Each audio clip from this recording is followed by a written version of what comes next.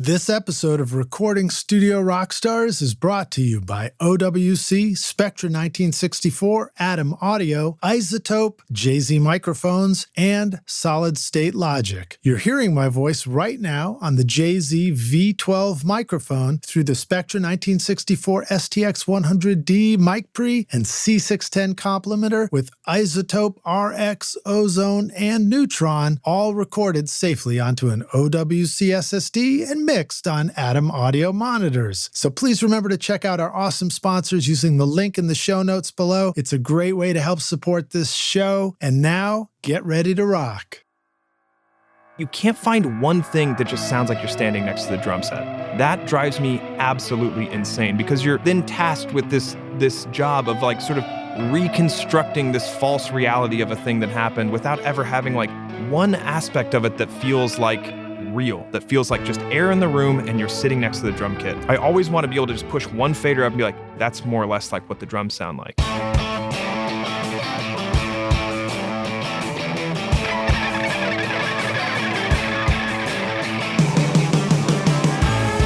Welcome to Recording Studio Rockstars. I'm Lid Shaw, and this is the podcast created to help you become a rock star of the recording studio.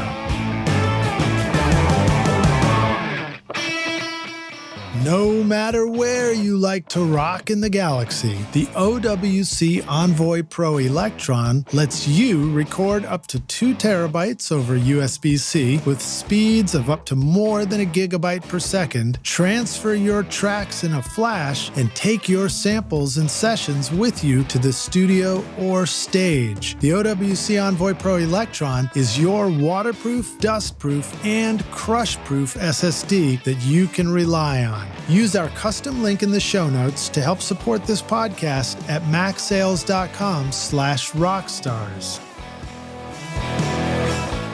If you've ever wondered how I get a consistent sound quality mixing hundreds of episodes of Recording Studio Rockstars, it's because I've been cheating by using Isotope, RX, Ozone, and Neutron on every single episode. Right now, you're hearing on my voice RX breath control, declick, declip, DS, deplosive, voice denoise, Ozone multiband compression, Neutron EQ, and limiting, all from Isotope. Check out the subscription option with an extended 30-day free trial at isotope.com/rockstars or use the code ROCK10 to get 10% off any individual plugin purchase. Hey Rockstars, it's your host Lid Shaw, and welcome back to Recording Studio Rockstars, bringing you into the studio to learn from recording professionals so that you can make your best record ever and be a rock star of the studio yourself. My guest today is Danny Reisch, a multi-instrumentalist, writer, producer, engineer, and studio owner. Originally from Texas, Danny built an incredible, successful recording studio called Good Danny's, where he began to establish himself as a world-class producer and engineer. Since then, Danny has moved to Los Angeles to pursue more opportunities, including film and TV mixing. Recently, Danny just finished mixing for the Local Natives EP, as well as LPs for Bayonne and Barns Courtney, among many others. Of course, we have a wonderful playlist of Danny's awesome records in the show notes, so click through and go listen to those because they're awesome and well worth listening to. Danny has also just wrapped up score mixing for Disney's Peter Pan and Wendy, as well as AMC's new show, Interview with the Vampire. Big shout out and thank you also to Kelle, Musgrave, Glanzbergh at Linear Management for making our introduction. Please welcome Danny Reisch to Recording Studio Rockstars. Danny, are you ready to rock, dude? I am ready. Awesome, man. Welcome to the show. It's really great to meet you. I guess we haven't really met in person yet. We have not, but I'm a fan and friend of the podcast, so I'm super excited to be on. Thanks for having me. Right on, man. That's an honor to hear you say that. Thank you. When do you have time to listen? You're busy making so many records. You know what? It's funny. When I drive home from the studio, I drive in silence. I almost do not listen to anything. I finish working and it's just like my brain is saturated. But like most of us, I am completely obsessed with this world that we, live and work in. So, my little bits of free time, it's pretty much podcast for me because I love checking out new music, but my head is between speakers 8-10 hours a day, 7 days a week. So I don't know, podcasts just are a little friendlier to me than listening to more ripping guitars outside of it's absolutely true. I remember growing up, and the last thing in the world I would ever want to listen to was talk radio or anything like that. Seems like something that old people listen to. Oh, it's excruciatingly boring. Like, what are you listening to? It's like the true, sitting in the back car. Fortunately, I grew up with hippie parents that loved Bob Dylan and Joan Baez and Neil Young, and so I got a pretty healthy dose of the good stuff. So, right on. But yeah, it's true. After I started making records and listening to music all day, then listening to talk stuff and podcasts is really fun. I remember discovering podcasts related to business stuff. When I first found out about it, I was like, I really want to learn more about that. And then you find it and you're like, wow, it's like free school. It is, yeah. If there is a niche, you can find someone who's got a podcast on it. So, that does beg the question, because obviously we do enjoy listening to music in the car. At least I'm guessing that you like to listen to your stuff back in the car. What is the appropriate window between working on something and when it's fun to listen to it again in the car? Oh, like 10 years? I don't know, like just long enough for all of the bruises to heal, I guess. No, it's, we were just talking about this before we started. I actually love that. I mean, it's not ideal for record labels. I know that the vinyl turnaround it takes so long to have a release ready from after it's done. But I enjoy the records that I work on more because there's a wider gap between when we finish and you've gone through the last mastering revision and when it comes out. It does kind of like wipe your brain of all of the struggles and blood and tears and all the stuff that goes into it. So it's much easier for me to enjoy the releases when they come out, Yeah, it's kind of like if you listen too quickly, all you notice is, the problems, the things you didn't address yet, and the stuff that you imagine should be different. But if you give it enough time, then when you listen, all those things become features. They do. And then you hear, there's the funny thing where if you listen too quick, all of the stuff that bugged you still bugs you. And if you listen later, there's just a whole new subset of things that you realize you missed that because you're obsessed with these other things that you realize now are like basically not issues. And in fact, they are kind of the coolest things. The little weird noise that didn't get RX'd out or whatever it is. It's like the thing you look forward to in it. And then you come back and like, why is the kick drum like so way too loud? And this, you hear all the stuff you probably should have been focusing on. Because kick drum's awesome, dude. That's why.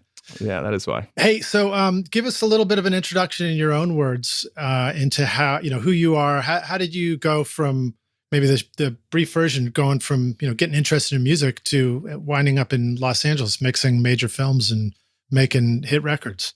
Yeah. So I come to this side of it by way of being a musician, like a lot of people. I grew up playing guitar and playing in bands with my friends, and got hip to 4-track recording through a friend of mine's older brother. We idolized his band growing up, and they had a little, they had like a garage set up with a Tascam 4-track, and he would set us up to, we'd have like spend the nights and write stupid songs and convince him to record us. And eventually he was like, this is, he doesn't want to mess with 10-year-olds writing songs called I Want to Be a Professional Friend. So he was like, here's how the 4-track works, don't break it. And so we started making little EPs on the weekend and little cassette recordings just for fun. And that was the avenue in. Wow. At 10, you were already into the idea of recording stuff. Mostly because we looked up to my friend Chris Gruber's older brother so much. Like, God, he's got a band. We'd see them loading out to go to shows. Like, man, that is just like the coolest thing. But yeah, that's that was kind of like my first foray into recording. And I've pretty much not looked back. No double cassette decks. I guess those had come and gone by that point. Well, you had to have a mix down deck, so you would essentially mix down to another cassette. But with 4-tracks, we would overdub 20 times to where the only thing you could hear by the end was the tambourine, whatever the last thing you recorded. The rest was just like white noise. There was somewhere there was a guitar buried in there, but we just ping pong endlessly. Well, were you a fan of bands like Guided by Voices and Ween at that point at all? It's funny you mentioned Ween. I'm a little too young to have been hip to Guided by Voices. In retrospect, like I know, Sebadoh and Guided by Voices, all the lo-fi heroes of the 90s.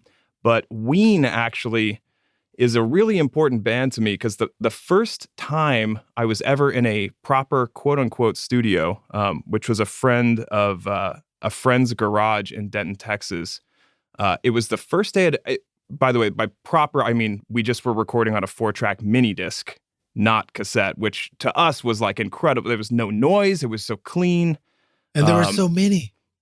They're so small. I mean, this is by studios. It really was just a garage with like a sort of panel leaned up in the corner with the guy like kind of tucked back there. So I use the word studio loosely, but it was a big moment for me being like 14. But it was the first day I smoked weed, and it was the first time I ever heard Ween. And I was in there recording. I thought, this is all I want to do for the rest of my life. And that's all I've done. So I know that feeling until finally you're like, get me out of the studio. Yeah, right. Until you do it for 20 years and you're like, then you drive home in silence. So my buddy here, Brian Carter, he was a big fan of the mini disc back in the day too. And I think he used it for his mix down deck, but he also, there was some claim about it. Like, was it like a different kind of like 1-bit sampling or something crazy like that? There was something about it. Maybe it was just that it used an MP3 kind of formula, but I remember he really swore by it and thought it was the greatest sound. Maybe he wouldn't think that today. I don't know.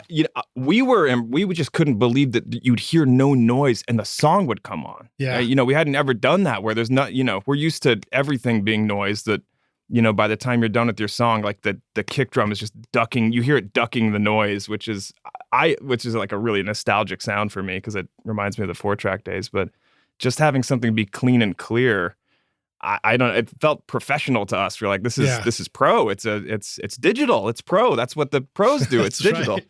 Yeah. That's right, man. And then, I imagine it was probably one of those things, let's say an all-in-one box, right? You pop it in and it's got faders on it and mic pre's built in. There's, that is a thing I miss. It's like there's so much magic in switching to the computer and being able to do everything.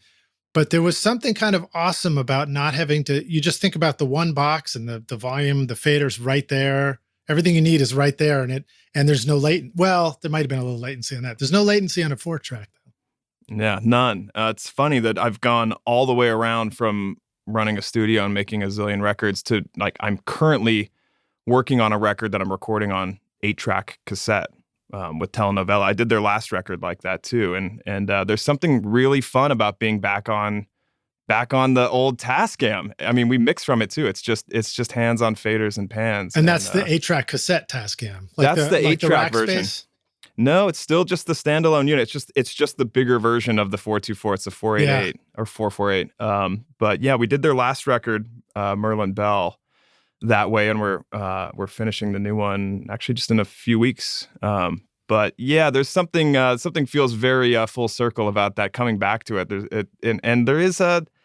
a magic to it just being one thing. There's no options. It's just what you feed it, and after the fact, you've got high and low EQ. High basically just boosts noise. Low boosts whatever subsonic junk rumble is down there, which is like not usable. Yeah. And then there's 2 auxes, but you can't use them at the same time because it's the same pot. So left is aux 1, right is aux 2. No inserts. Hilarious. There's 2 sends and returns, and that's it. So basically, you have to track it how it's going to sound in the mix, more or less. And so you're really staying on cassette, right? Like from beginning through mix. Beginning through mix. And then what do you print to? So on the last one, I printed back in through a little mastering chain, back into Pro Tools. We talked about mixing down to analog, but and that would be the Olympic gold medal of analog recording, of finishing it all the way to analog. Right. But there's so much work in assembling and chopping together the mixes and all that stuff. We just thought, man, it's going to be so much to try to edit tape and try to get the final thing laid back to 2 tracks. So we went digital on it. I guess Spinal Tap said, it'd be none more analog. That's right. Well, groovy, man. Well, that's pretty cool, man. That's exciting. I haven't done, I still have my 4-track, and I always look at it and I'm like, I should do something with the 4-track, but then I think about it as like this addendum to the Pro Tools control room. So it's cool to hear that you're just doing a whole record start to finish that way. And the telenovela stuff sounds awesome. Rockstars, go check that out on the playlist for sure. Yeah, one of my favorite bands, and we've done 3 records now, so we've been able, over the course of working with them, we've gotten very close, and I play on the records, and it's all, very, very much a collaborative process, which is super fun. Working on tape and kind of like bringing it back to how it used to be when I was 10, recording in Chris Gruber's garage. Nice, man. Yeah. Well, so then you ended up in Texas, and you had a studio called Good Danny's there. Tell us a little bit about that, and then tell us about your move to LA, the studio that you're in now, because it looks like, I think you're in your studio right now, right? I am indeed. Yeah. So Good Danny's was, it still exists. It's still in Texas. In fact, I'm going back there in about 3 or 4 weeks to do some more tracking. So shout out to Max Lorenzen, who's keeping the place up and running, him and James Briseno. Right on. So my place essentially was born out of just needing a place to record my own band. And so I had a practice space behind it. It was in downtown Austin for 10 years. And really, it was just a spot for me to rehearse and work on my own music. And as I started working on more records for other bands, it became clear I needed to, just doing the classic thing of looking at budgets and going, basically, there's no money. We can't really go into a proper studio for more than however many days, 2 days. So we got to go track all the basics, and then maybe we can finish stuff here and do some vocals or do some guitars. And it started from those humble beginnings of, one tiny little bedroom in a house to taking over the entire complex and being a full on studio. So it grew like one drum machine and one guitar pedal at a time as we need, budget's tight on this. We'll have to do horns here. I need to figure out how to actually do horns here. We need to figure out how to actually do drums here. How about use that RCA 44 ribbon that I saw in the photos? Yeah, that's that came much later. That was not the idea of owning a several $1,000 microphone was well out of the picture. It was all just bit by bit, kind of DIY indie rock, and it just grew and grew and grew. And I did more records, and I just have consistently invested everything I've ever had back into the studio and the process and growing it. And do you remember what was the first mic you were really excited about? Was it back in the 4-track? Yeah, back in the 4. I didn't have any. I mean, we recorded with literally whatever. We were back in the 4-track days. We were taping microphones to like lamps and stuff, and kind of generally putting it near the like tom. It was it was very rudimentary. I didn't have anything worth anything back then. Yeah, probably the first nice mic I had, I think, was like a Rode mic, like something kind of cheap back then, but it was like, okay, I have one condenser, we can use this on vocals. And what is it, the NT1 or something like that? Yeah, it's like the one that everyone's first thing. Yeah, I think the first like nicer mic I got was a Royer ribbon mic, and that was just kind of born out of like, I need to do guitars, I need to be able to do something that's not just super piercing and you're like, what do I do with this phantom power switch? I don't know. Just this thing's not working. I had a story about that. We took a studio on the road. And we do road trip field recordings. Went up to Boston, and she'd apologies. I forgot the name of the producer. I'll have to find that again. But there's a guy I met down here, and he was like, "Oh, look me up when you come up here." And I was like, "We're going to do this. We're going to this church to record this African drummer and storyteller." And he was like, "Yeah, come. You can borrow some of my mics." I was like, "Wow, it's so generous. Thanks." And he hooked me up with the I think it was the Beyer Dynamic like M160 and another, a couple of ribbon mics. And I had my little Mackie mixer, and I'd never used a ribbon mic before. Oh boy. And I had my condenser mics, and I had my PZM mics, and I had these ribbon mics. And so I just turned on got to use phantom power, and I just had it on the whole time. And I fried his ribbon mics. And I didn't even know it. That was the worst part, man. He told me later. I think I might still owe him money. Okay, that's public. I had an assistant once blow up a 160 of mine. Same thing, and that hurt a little bit. I was like, you need to learn. How about this? We'll split it. You need to learn. This has to hurt you a little bit, but I'll help you out here. The JZ Microphone Vintage series are built by hand in Latvia, featuring the patented golden drop capsule design for enhanced clarity that will give your recordings that classic vintage tone. You're hearing my voice right now on the JZ V12 mic. Our friends at JZ Microphones have come up with a special offer only available to Recording Studio Rockstars listeners, so use the limited time coupon ROCKSTAR to get 40% off the V67, V47, and V12 microphones. Go to jzmic.com and get your vintage mic now. Are you recording your own music or other people's music in your studio, but you're having trouble figuring out how to get your mixes to sound great? Do they sound weak and distant or lack punch and clarity? Well, I've got a gift to help you take your mixes from sounding like basement demos to sounding like professional mixes. And it's my free course called Mix Master Bundle. This course will show you how to get pro sounding mixes from your home studio with free and stock plugins in Pro Tools. And the best part is that these mixing techniques will work for you in any DAW, whether you're in Logic, Cubase, PreSonus Studio One Reaper, or whatever you're using. Are you ready to make your best record ever? Then go to mixmasterbundle.com to get started for free now, and you can find the clickable link in the show notes of this episode. I did actually have an intern who blew up an amp head because he fired up the head and didn't check to see that it was plugged into a cabinet. And I was like, you know what? They really need to be teaching that in school. So I went to the school and I said, I think this one's on you guys. Here's the bill. Yeah. I was like, here it is. That's how much it costs to repair it. Well, cool. All right. Let's see. We're going all over. So you would tell us more about your band and your music. That's what I don't know much about that. So I'd love to hear more about that. Yeah. I'm like the king of like, oops, I joined the band because I produced the record. So I've played with a lot of groups for many years. I'm currently in a band called Other Lives. And before that, I was in a band called Shearwater for Other many Lives years. Sounds amazing, man. That record, many records, I'm sure, but the one that I was listening to with the beautiful strings, that was one I wanted to ask you all about too. Yeah. Well, that does tie in a little bit to the film score mixing world, which I made my way into by way of Daniel Hart, who used to be the violinist and play guitar and a few things in the band. And then Jonathan Mooney, the other violinist in the band. But I certainly learned a lot about orchestral recording through both Shearwater and Other Lives. Yeah, Shearwater, a lot of strings. Too. Yeah. For Their Love, that's the album in the playlist. It is. Yeah. Beautiful. Yeah. Well, so all right, so you set up your studio. Now you've moved out to LA more recently, and you've been mixing. So tell us a little bit about what you're surrounded by in your mix studio. We always love to talk about mixing on the show for sure. And did you go through a process of saying, I'm going to distill this down to the very elements I need for mixing, or are you actually just like a previous studio, you just got a little bit of everything in your new space?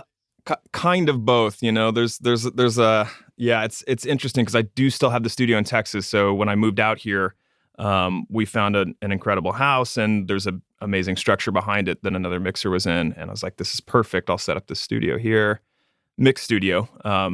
Just thinking this kind of like is a first step into moving out to LA and trying it, having a mix room. And so I built it up, and unfortunately, that room just sounds terrible, and it's physics is against me in that room.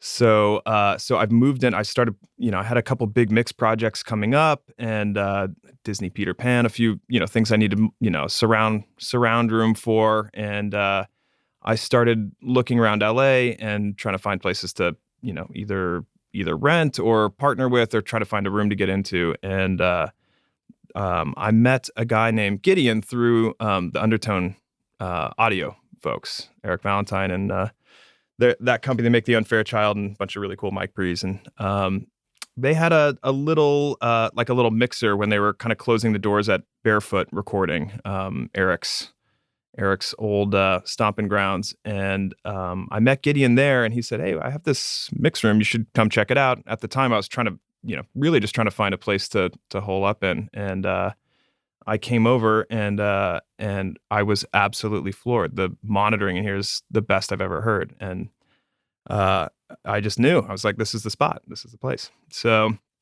I've basically moved everything in since then. It's been, we've gone on many dates in the process of developing this relationship, but I'm pretty much fully settled in here and all my gear's in here, and I'm just working here all the time now. So. And did you say you're mixing? It's a surround setup. So you've got surround. Mixing? Yeah, it's actually an Atmos setup in here. But yeah, it's a full Meyer. It's a Meyer setup. So the LCR are Meyer blue horns, which are kind of used in a lot of like scoring stages. They're at the 20th Century Fox stage. John Powell has a set, another composer here in LA. But man, they also whoop ass. They also, if you pump serious low end, they will there's like infinite headroom. They just do not crap out. They're so tight. And a lot of that is because of the DSP built into the processing, running behind the scenes on the blue horns. The Meyer guys are, they're on another plane of, it's crazy, the stuff that they've designed. So they're essentially like linear phase, which takes a second to get used to, because there's the DSP is essentially correcting for crossover, phase distortion at crossover points. So there is like imaging, and Gideon explained this to me when we first met, and I didn't really understand what it meant until I got in here and listened, but there's essentially like the idea of imaging that drops all the way down through the sub. Like you can actually hear separation and imaging in the 100 hertz and below area, which is right. You could pan incredible. A bass. You could pan an upright over to the side and totally hear it there. Completely localized, yeah. And I'm not used to usually most rooms, including my room back in Texas. I'm used to it, and I know when it's right, but it's through years of mixing in there. But usually there's kind of like a general big ball of something that's down in the 50, 60 and below range, and you just kind of try to smush it down to where it doesn't overwhelm, and it just, you try to keep it in place. Here, I can really hear the difference between, do I need to high pass something at 30? Does it need a bell cut at 50? Like it's much clearer what's going on down there. So I've loved working in here, and because it's an Atmos room, I've started getting into Atmos mixing, which is really fun. Going from mixing in 5.1 and 7.1 on film scores up to Atmos, where I've got height component and, you're actually panning stuff in 3 dimensions around your head. It's really fun. We just did a mix for the Flaming Lips and Octopus project in here, and it's nice. Oh, you can it's like an experience. You're sitting in the song. It's really fun. Also very challenging for my old dumb analog brain to unlearn years of the way I think of busing and routing and all that stuff, because Atmos has its own rules you have to play by. But it's been really, really fun to get into that side of it by way of having this incredible Atmos room to mix in. So are you doing any production with Atmos in mind yet? Or is it still feel like a mix, just a mix problem to sort of unravel? Generally a mix problem, although some of the orchestral stuff that I work on in the film score world, some of the stages I work with, like Synchron Stage in Vienna, they actually will put up 2 stereo pairs of Atmos height microphones. So you can actually just pan those and park them in those channels, and they are actually in the hall, up front, way up high, or in the back of the hall. So what does that sound like? It's really cool. I mean, it's one of those things that you don't really notice until you mute it, and you're like, oh, some air went away. It's not, it's not like you hear strings bouncing off your head or anything, right. But it's, kind of like going to 5.1 or 7.1. It's generally subtle until you mute it or hear it fall down, and then it feels like the air goes out of the room. That's cool. But that's cool. It is really cool. Yeah. Are you looking forward to, sticking a voice over here and a voice over there, and, recreating, Bohemian Rhapsody in every direction, that kind of thing? It's great. I mean, we're all just trying to deliver some emotional resonance by making music. So like the idea of putting the listener inside the song versus in front of it and getting blasted by 2 speakers that our brain somehow auto-magically figures out how to decode into stereo. It's so cool to put the listener in the middle of the song. And it just opens up a whole world of possibilities for creativity on how to envelop the listener. Yeah. Yeah, So, and yeah, as it's great. you point out, some of it is done in such a way that you're not sure, you don't notice it until it's muted. So I've heard that, where I'm in an Atmos room and we're listening and it just feels like this thing, and then they mute everything except for the left right mix, and you go, oh shit, I get it now. Yeah, it disappears, kind of collapses. Yeah. I mean, and for what it's worth, in the Atmos mix world, it's still the Wild West. Everyone's still trying to figure out how to mix, and everyone's doing it differently. People are using the LFE differently. They're using the center channel different.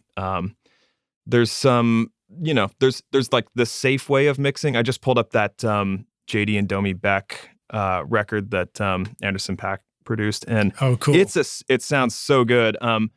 It's interesting because some people are being very, very conservative with the way they're mixing. They're putting their Atmos mixes up. It's essentially the stereo mix with like maybe a little bit of reverb on the sides, which is probably the safest way for things to fold down and not do wacky stuff.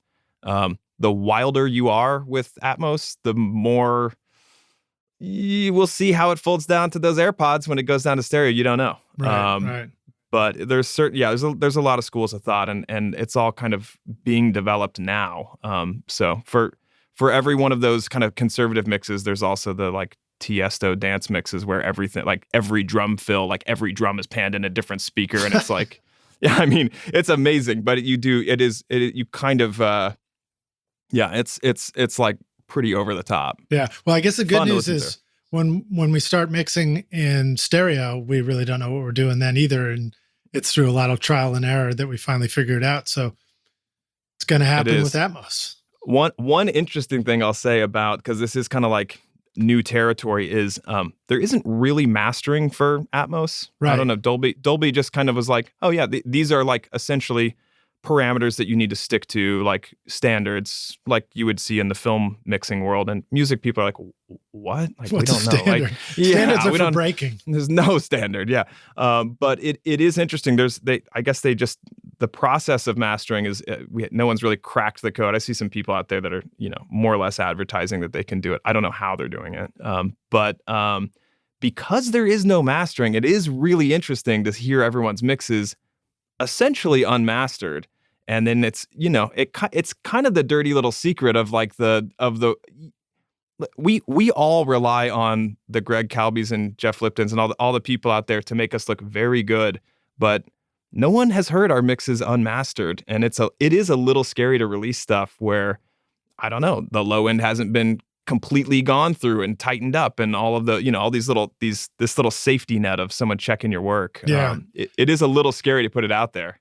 Well, it's interesting. I have a Tesla Model 3, and I'm not certain about this, but I think it's supposed to sort of recreate some of that Atmos or something like that. There's some immersive element to it that I got to learn more about, but I'm curious. First thought is, the low end, all the things that you're doing in an Atmos setting, if it translates to a car, that car's the traditional place where we go, oh, the low end is right, or the low end doesn't feel right, or whatever. And usually it's just stereo. So if you want to mix an Atmos, you have to buy a Tesla. Maybe, I don't know. So it's already an expensive buy-in on this Atmos thing. Well, and I was there for the SACD and DVD audio. We will see what pans out with Atmos. Yeah. We will see. Yeah. Ironically, it was Apple that kind of killed DVD audio and SACD multi-channel audio 20 years ago when they put out the first iPod. So I think it is very funny that Apple is selling headphones in order to sell multi-channel audio. Yeah. I don't know if people haven't talked about that very much, but I'm watching you, Apple. I know. I see.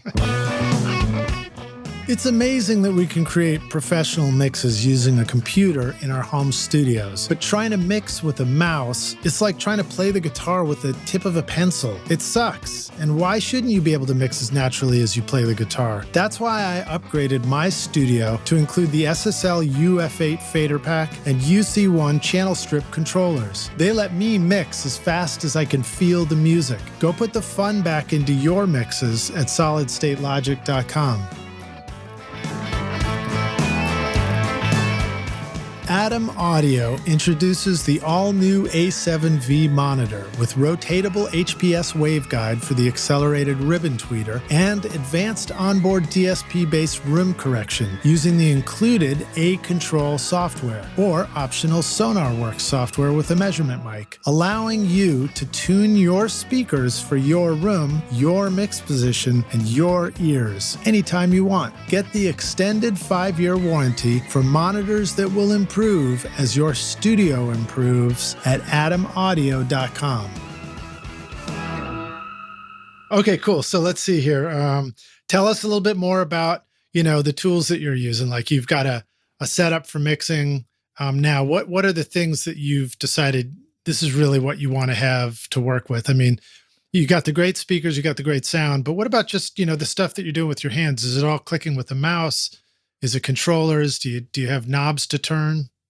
I'm a big old school analog head. I came up. I was actually a tape op at a studio in Dallas, and which means you sit by the tape machine and read the manual for the H3000 all day until it's time to delete the space between the toms and or rewind tape, whatever. So I come from that world, and I love analog effects. I love actually turning knobs. I love the feeling of electricity of it just doesn't feel as fun to use a plugin. So I am pretty analog centric. But the reality is you cannot mix in a way that's not recallable in the modern age. People have expectations now of delivering stems, of working certain kind of deliverables that means you have to be very thoughtful about how you integrate hardware into the mix process. So that's kind of like a constantly evolving thing for me. And I work on a lot of different types of projects, something that's in the modern rock zone versus something that's electronic versus something that's got like a nice soft 60s, like kind of football shaped frequency response with a lot of spring reverb. These are, they have different requirements and they get mixed different ways. Also certain projects, just because of the budget or the way we're working together, that might kind of guide the process into being more in the box with hardware inserts versus more fully on the console. It's all dependent on timeline, expectations, and really what it comes down to is can someone commit? Because people have a fear of committing now because everyone's got Pro Tools or Logic or Ableton at home, and you can just endlessly click and tweak and just keep going. So committing has shifted. Yeah, it's shifted the mentality. We used to sort of like you go into the studio, you've got like 5 days in there, you're working on it. Maybe there's a nice console you're working on. That's it. Like at the end of that, the faders come down. There's another session in here. That is the end of the mix. And it's just a little bit of a different workflow, and people kind of want to have more, more little breadcrumb trails to get back to something and make that half a dB tweak. So my mix process has evolved to sort of try to accommodate that, but still allow me to have the fun and the like more visceral experience of mixing on a console and using outboard gear.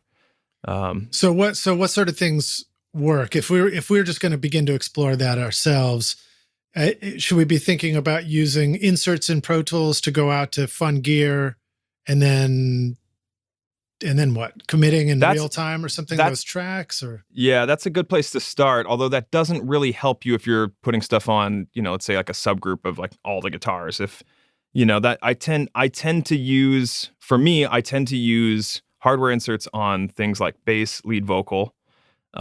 Something that I know I want to like kind of create a chain, especially on a lead vocal. I'll dial in something that is absolutely not recallable because of the types of EQs, the types of gear I'm using. Yeah. But I can commit up to that insert point in Pro Tools when it's time to like, call it a day. I can commit, and that's sort of rendered and locked in time. So I can always get back to it with the downstream setup of, well, where do your drums and basses and guitars and keys all go to? That sort of subgroup compression for me ends up being more in the analog domain typically. So in the last, my process has evolved, but for the last 10 years, I've more or less moved away from large format consoles into the summing amp world. And I'll put hardware inserts on not hardware inserts, but actual analog inserts on my stem food groups that are feeding the summing amp. And then out of the summing amp, I would generally, stack up a super beefy 2-bus chain that I'm printing back into Pro Tools through. And then for me, there's another step where I'm generally always printing the mix, and then I'm also printing a ref that has some additional limiting, like some digital limiting on it. Right. So you're printing the mix and the hot mix at the same time. I'm printing them both. I send both for mastering. I'm always monitoring the ref, like with the extra limiting, because I kind of want to, my general workflow, and this is essentially the way I've learned how to make records that are loud but sound good, is to stack the deck against yourself and have to push into it. Yeah. And then tap something back. That gets a little harsh. That's a little too crispy. This is a little muddy. Tap that back and then push harder into the limiting. And then you can get, you're basically, you're kind of fixing as you're pushing, and you can see how, and there is a point where you're just like, you just cannot push that any further. Yeah. Like you cannot make that louder. That's been as sort of carved out and chiseled as you can go. And it's about as fat of a brick as you're going to make on this one. And then there's the question of, how loud should it be anyway, Wow, that's a lot of opinions there.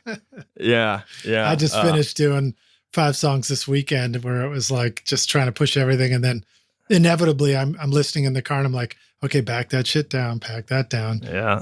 Turn vocal needs to be louder, Cymbals are killing me. Even that in and of itself has become like sort of a kind of a flex. You see different mixers. I'm like, how loud are they mixing? And I work on projects that other people mix that I've produced or engineered. And it's very interesting to see where everyone's levels are at. Yeah. Some people are really good at playing that game, and it's one clipper into another limiter, into the maximizer, and they're all shaving these little fractional bits of a dB off, and it somehow comes out the other end like a mix. You mentioned Barns Courtney, like the mix that Dan Greck did on the first single that just came out, Supernatural. It's at -5 in the chorus, LUFS, and -6.8 in the verses, and it somehow sounds good. Some people are masters at this process of shaving it all down. I mean, granted, you have to, with sample-based music, it's easier to get the level louder because samples hold up better than, you can't push something with real drums and electric guitars that hard. I mean, I guess you could try, but I feel like they fall apart a little quicker. That was one of the questions I wanted to ask you. With having done bands like White Denim, and then others that are more programmed synth music. Yeah, like the Bayonne record, which is it hits very hard. It's closer to the Dan Greck zone. But there's a wide range. And like I said, it's all about what's appropriate for the music. There isn't really a reason to make, in my opinion, a band like White Denim like ear-shreddingly loud. Like it should sound natural. There should be the band plays with dynamics. There should be dynamics. They're a cool band. I had the chance to record them in my studio at Bonnaroo years ago. Oh, nice. And it was one of my favorite tracks. They just made it so easy to record them and mix them, They're an incredible band. Yeah. I mean, fortunately with the White Denim stuff, we generally worked on, those records are all done on tape and through a Neve console. We had it got all the love on the front end. So, I got the nice benefit of kind of, having transformers and tape round some of those things off. So there's less of the hard limiting on the back end. And I mean, that's kind of the way, I guess, in terms of this idea of loudness, you can't make that decision in the mix. You have to have thought, that has to start in the tracking. Yeah. The choices that are made in the tracking, how close you're miking, how much room and ambience, how much reverb, where your effects sit, how much compression is going. It starts with how you track it. If you want something loud, you can't just sort of hand over anything and go make this as loud as like Phoenix or something. It's just not going to hold up. You have to have had that. It has to sort of start with the tracking. Yeah.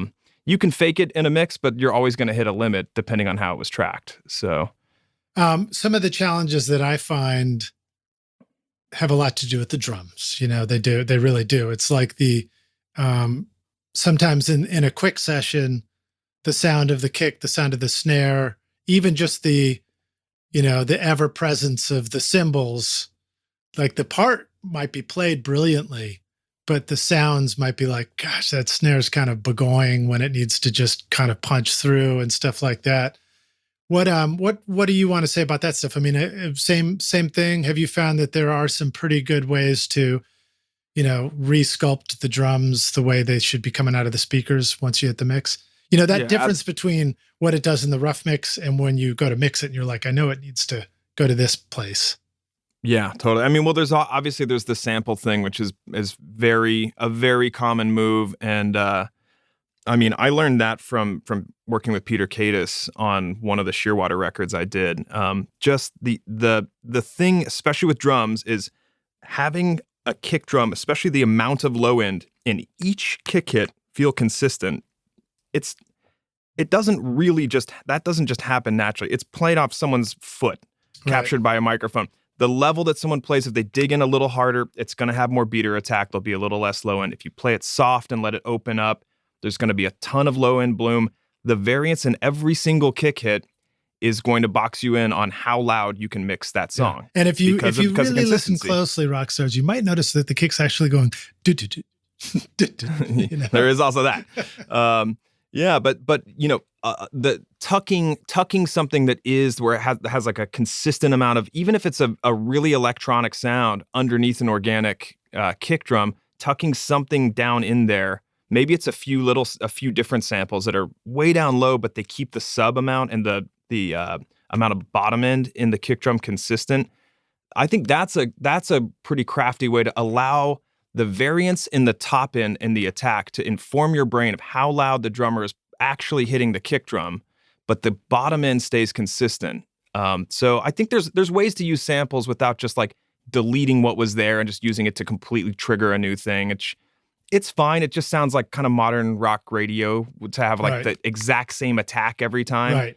I think there are clever ways to use samples in a subtle way to kind of like, it's like sleight of hand, but you're kind of making it sound more consistent, at least the bottom end more consistent, which allows you to mix louder because the bottom end, you don't get these, it's not throwing off the crest factor where one kick hit is all of a sudden it's just going to be 3 dB louder. You get this giant sub burp that, with different frequency responses even, I mean, that's the thing is the constantly moving target of the frequencies that are being put out by the varying amounts of like velocity the drummer's playing with.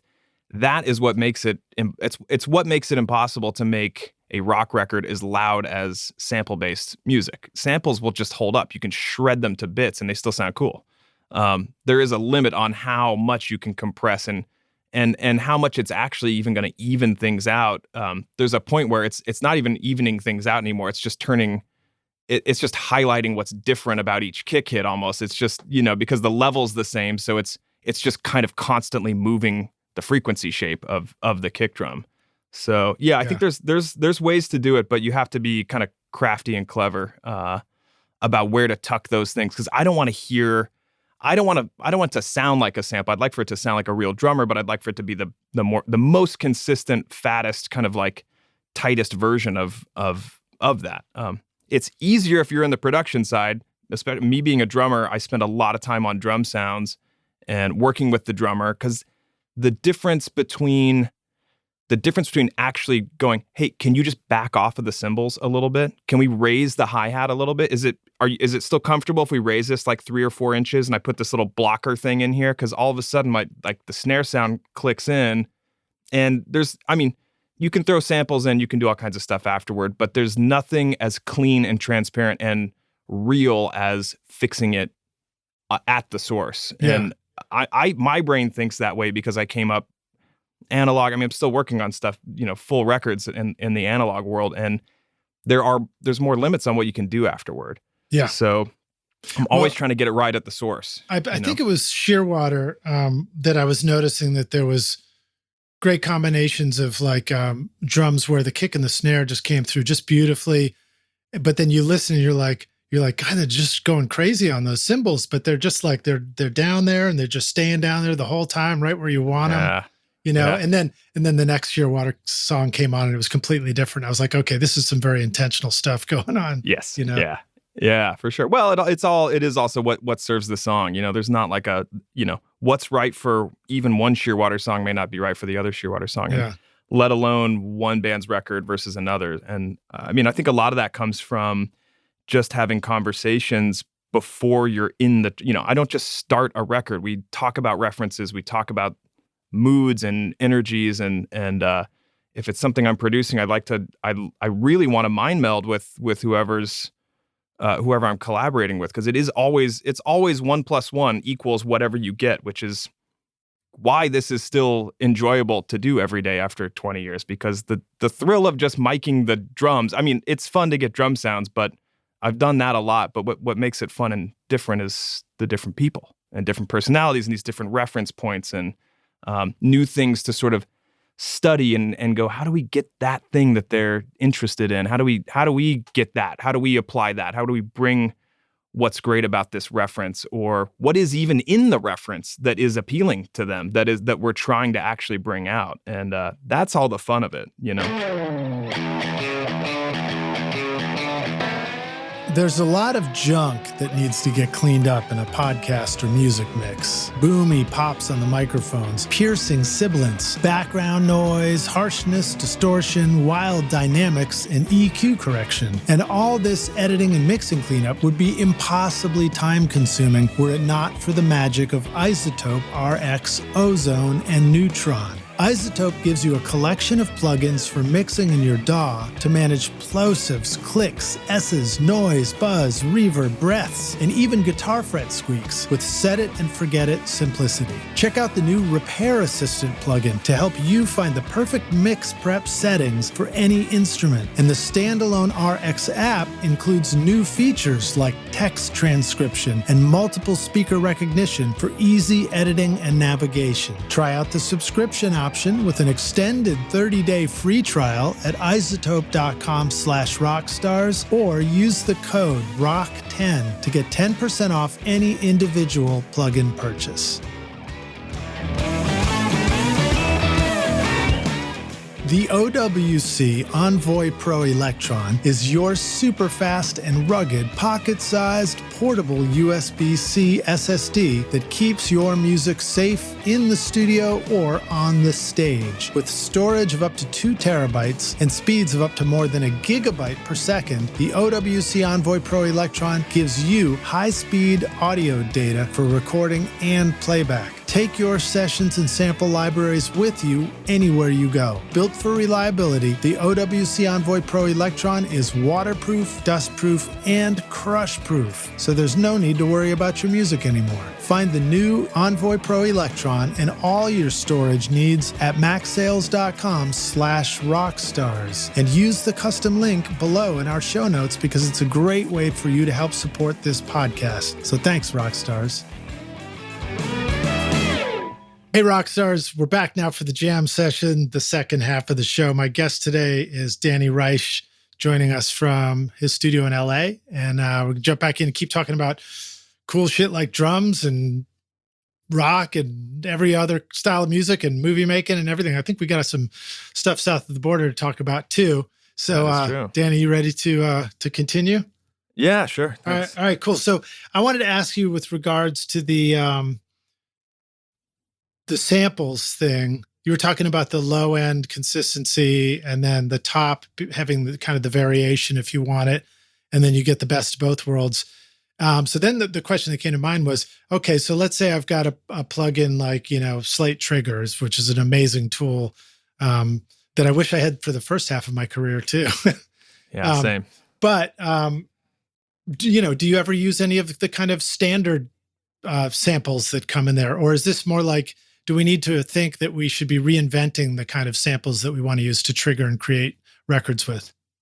I think it's just whatever works. I generally use samples that I've recorded, generally to tape, that I've made, that I, have meticulously edited. And so they are kind of a personal thing. And every single session I do at the end, before we strike drum mics, I always get samples from the session, because you never know when that's going to come in and save the day on maybe even just an edit on the song where you need like a clean out, like just a crash and a kick that doesn't sound like, like the song got cut off, or parts end up changing as you overdub and you build the song morphs, and all of a sudden you're like, this thing that we recorded doesn't really make sense in the drums. We need something to clean this up and edit it. Can I ask you to do us a huge favor?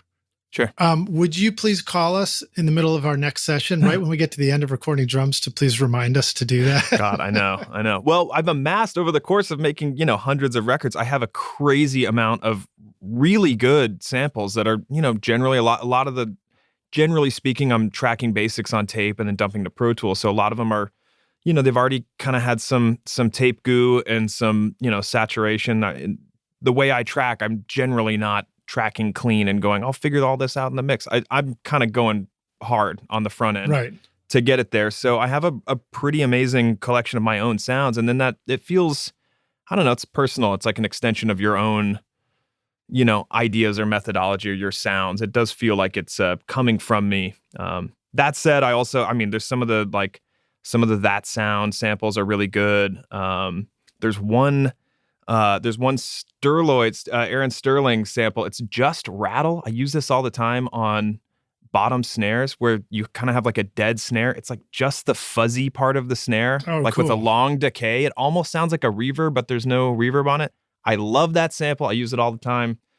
But yeah, so there's stuff, or really stylized stuff like the something that we want, something that's already printed like with an AMS, like giant toms, or something really specific. I may reach for sample libraries, but yeah, no, that's good advice. And I mean, I love the idea of capturing your own samples and remembering to have them. Although in the past, we had a tendency to use those as a rescue move for some, drum that didn't hit right in the multi-track drums, or like some fill that we had to kind of fake and recreate or whatever. Totally. Yeah. Someone hits a rim on a floor tom, but it's like the perfect take and you just kind of like patch it in. And yeah absolutely. But I even remember many years ago, I did a record and Tom Lord Alge was mixing, and it was the first time I'd ever been, sitting by a mixer doing anything.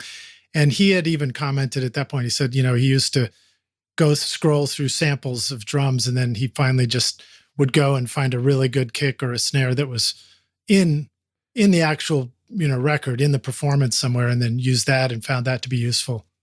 Yeah, it feels a little more of the world that you've made. I mean, just the variance and image, how wide something is there overheads mixed in? Is it just close mic? Is there, how much sub is in there? How attacky is it? There's such a wide variance on what fits. And if you pull it from your recording, I feel like you can kind of sneak it in and get away with more. So quick question for you on that. How would you create that? Would you take a trigger, for example, and would you put the close mic on the first slot and the next mic there, and then the overheads, so that you can reblend it as it plays back? Or would you bounce out a variety of versions of the kick drum from your your hits session? Yeah, we generally do the latter, where we'll have and this is kind of the blueprint from the That Sound folks, which is there's a dry, which is just the direct mic. There's a natural, which includes some of the overheads. There's a big, which includes the rooms.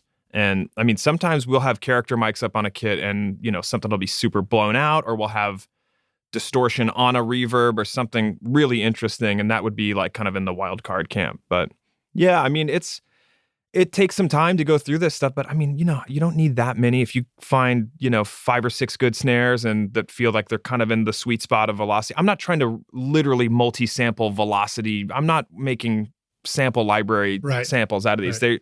They're do have usable. a life, you're saying. Yeah. And I also, I came into the audio world by way of being a sound designer and making sample libraries. And I've punished myself enough programming velocity layers on EPS 16 and Korg Tritons. Wow. That window of my life is that level of tedium. I just do not have the time for it anymore. That ship has sailed. I've done it.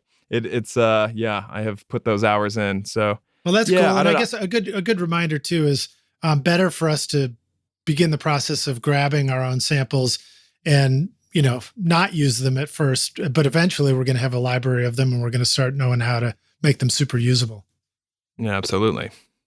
I mean, cool. And that can be super. I mean, and sometimes, like I said, sometimes it is something that isn't of the drum. Maybe you do want something that's like a CR78, just like a really rounded, kind of thumpy, no attack electronic kick drum that you slip in underneath the acoustic thing, and just if you get the phase right and get it blended right, it kind of can, it gives you room to sort of even out the low end like we were talking about. So it doesn't have to be it's handy to have the samples from the session, but sometimes something completely different is actually the component of the sound that you need. Right, right. So depends how, if you're trying to fully replace it, that's a very different approach than trying to blend something in and kind of faking it and kind of essentially kind of presenting a more evened out version of the performance by just slipping a little bit of this in. It's kind of a different method, Yeah. Now, we should be careful of the low end though, right? Because if we have two low end items happening simultaneously, then on different hits, they might phase out slightly differently against each other, That's right? the eternal struggle. This is actually, this is my, it's very popular to have drum machines and acoustic drums in a song now. It's such a thing. It's in so much of the music we hear, but you have to be so meticulous with that because drummer hits right with the kick. And you can just have this gigantic 30, 40 hertz like burp of low end. And then the next one is just, a couple milliseconds behind and there's no bottom end. And it makes that really hard. I have found no good way to get around that other than editing to super duper match it up. Right. I don't know. There's that is an eternal struggle for the combination kind of like electronic acoustic thing. So when you say there's no way around it, so just rolling off the low end in the acoustic kick drum so that it's only in the sample, that doesn't quite feel right, or it just depends. That is the easy way to kind of like just go around the issue is to just kind of go, the sample's going to be the low end and like the kick is sort of going to be suggested by whatever's in the overheads or bleed or whatever from the acoustic kick. If you're trying to keep both in there together, it's a big edit job because the phase, it's not just about lining them up generally. Literally the phase relationship between the two completely changes how the low end hits. So, yeah. Well, I remember learning that the first time in the studio, and it was I'd worked so hard on getting it all right, and the band's like, what's wrong with the bottom? And I like, what do you mean? Then I go back and listen, and it's just like kicks just go away, and then they're all over the place. Yeah. Like, oh man. Yeah. And I also remember there was a struggle.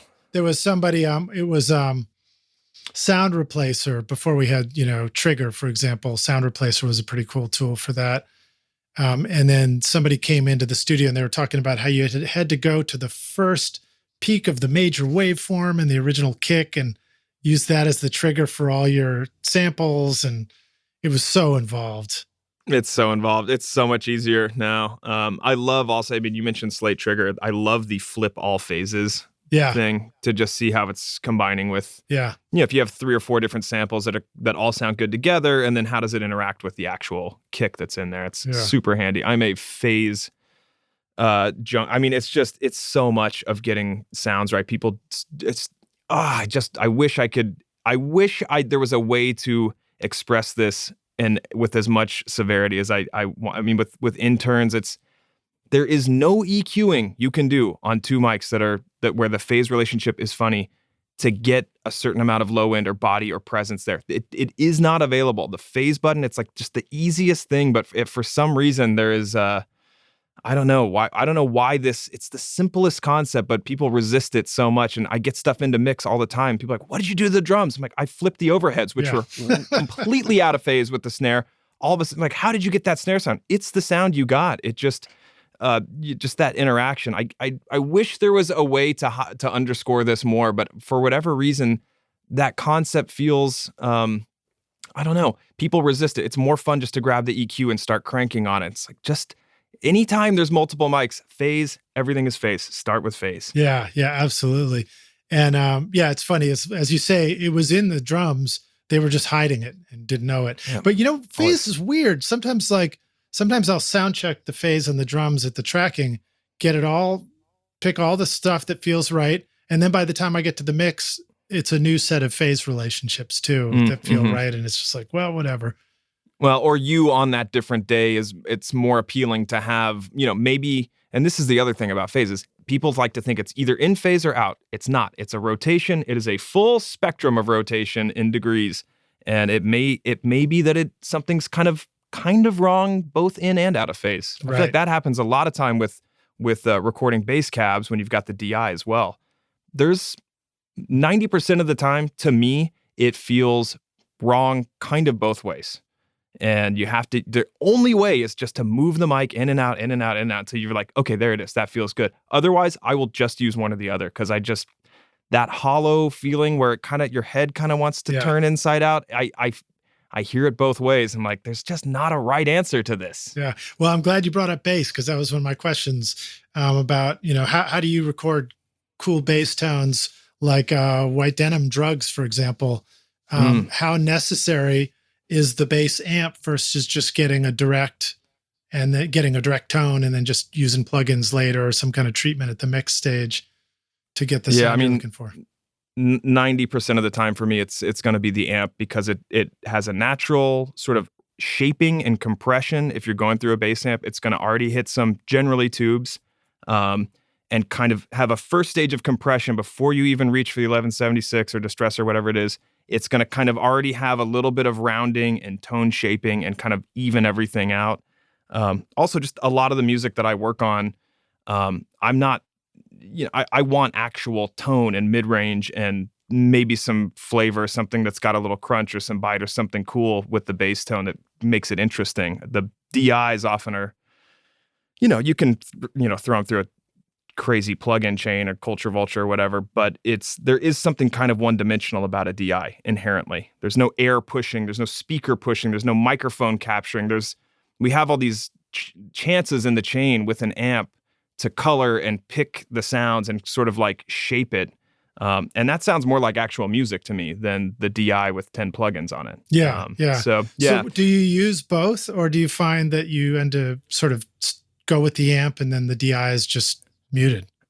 The last few years, I have really stopped. I've really kind of listened to both and listened in the song and kind of just make a choice and go with one. There are times where I'll mix a little bit of the DI in, but the other thing is with bass, getting a bass to read in a mix requires a lot of harmonics. It requires upper end, mid-range, top end, way more than you'd think. It's like soloing a kick drum. You're like, oh, there's way too much click and attack. And you put the guitars back and you're like, it's just, it's gone, So it's a chance to sort of spectrally shift the bass tone into the upper range where it's actually going to have a chance to fight through the mix. Yeah. Where the DI, oftentimes DI feels like super subby, round. It can be great for just like a big clean, like a country thing where you just want like this long sustain and just this huge bottom end. But on anything with kind of vibe and or tempo or with there's electric guitars, anything, I generally am going to lean towards the amp.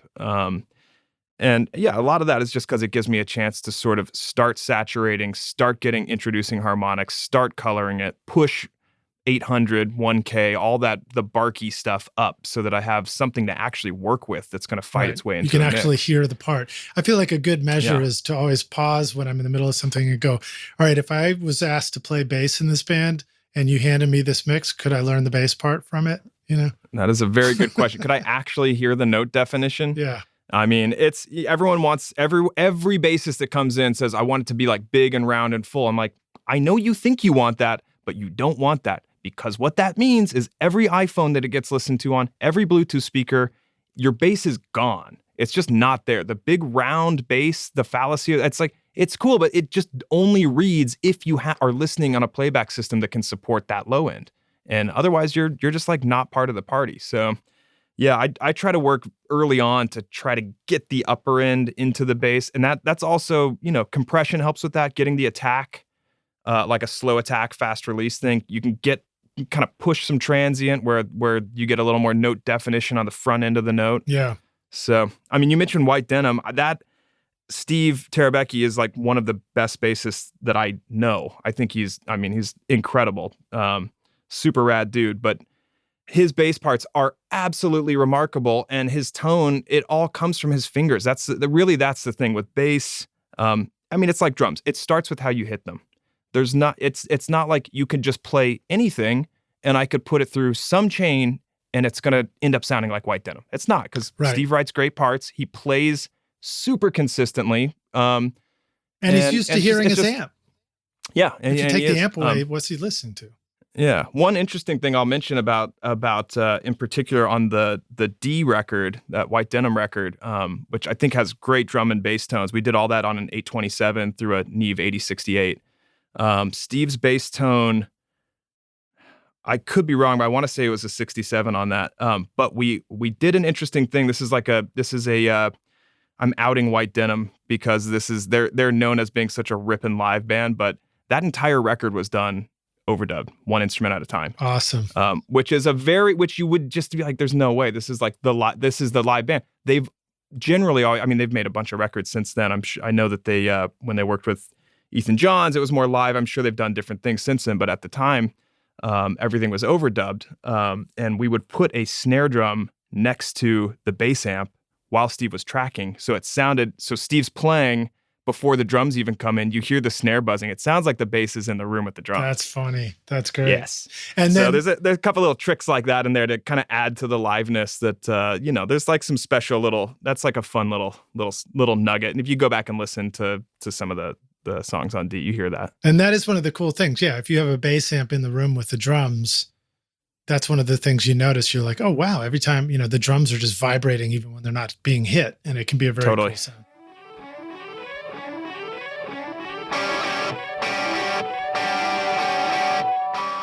Do you want to record killer drums in your home studio? Rockstars of Drums will show you how to record, edit, and mix pro-sounding drums with examples from a Nashville session drummer in a Grammy-winning studio. Do you want to know how to master your own music at home? Rockstars of Mastering will show you how with plugins in your DAW so that your music will sound awesome when you finish your mixes. And if you're looking for a step-by-step solution for a pro-sounding mix that won't take years to learn, the Ultimate Mixing Masterclass with Craig Alvin will show you a proven method for creating Grammy-winning quality mixes that you can apply in your home studio right now. Or if you just need to learn the fundamentals of creating a great sounding mix, then register for my free course Mix Master Bundle to get great mixes using simple free plugins. And get started now making your best record ever at recordingstudiorockstars.com/academy. Use the code ROCKSTAR at checkout to get 10% off any course for a limited time.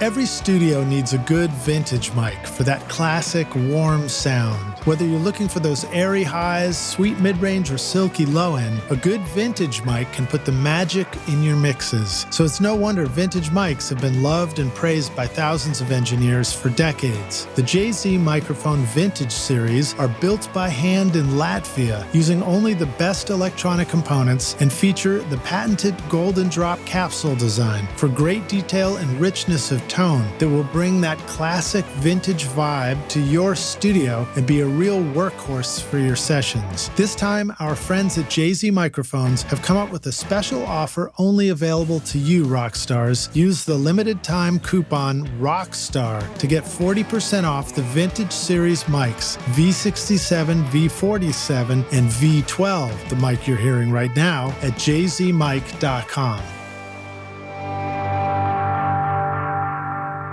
Just as a point for the Rockstars is like, the building it one overdub at a time, that can work great. But a lot of times it also means start with the whole band so that the drum performance is the exact right kind of drum performance.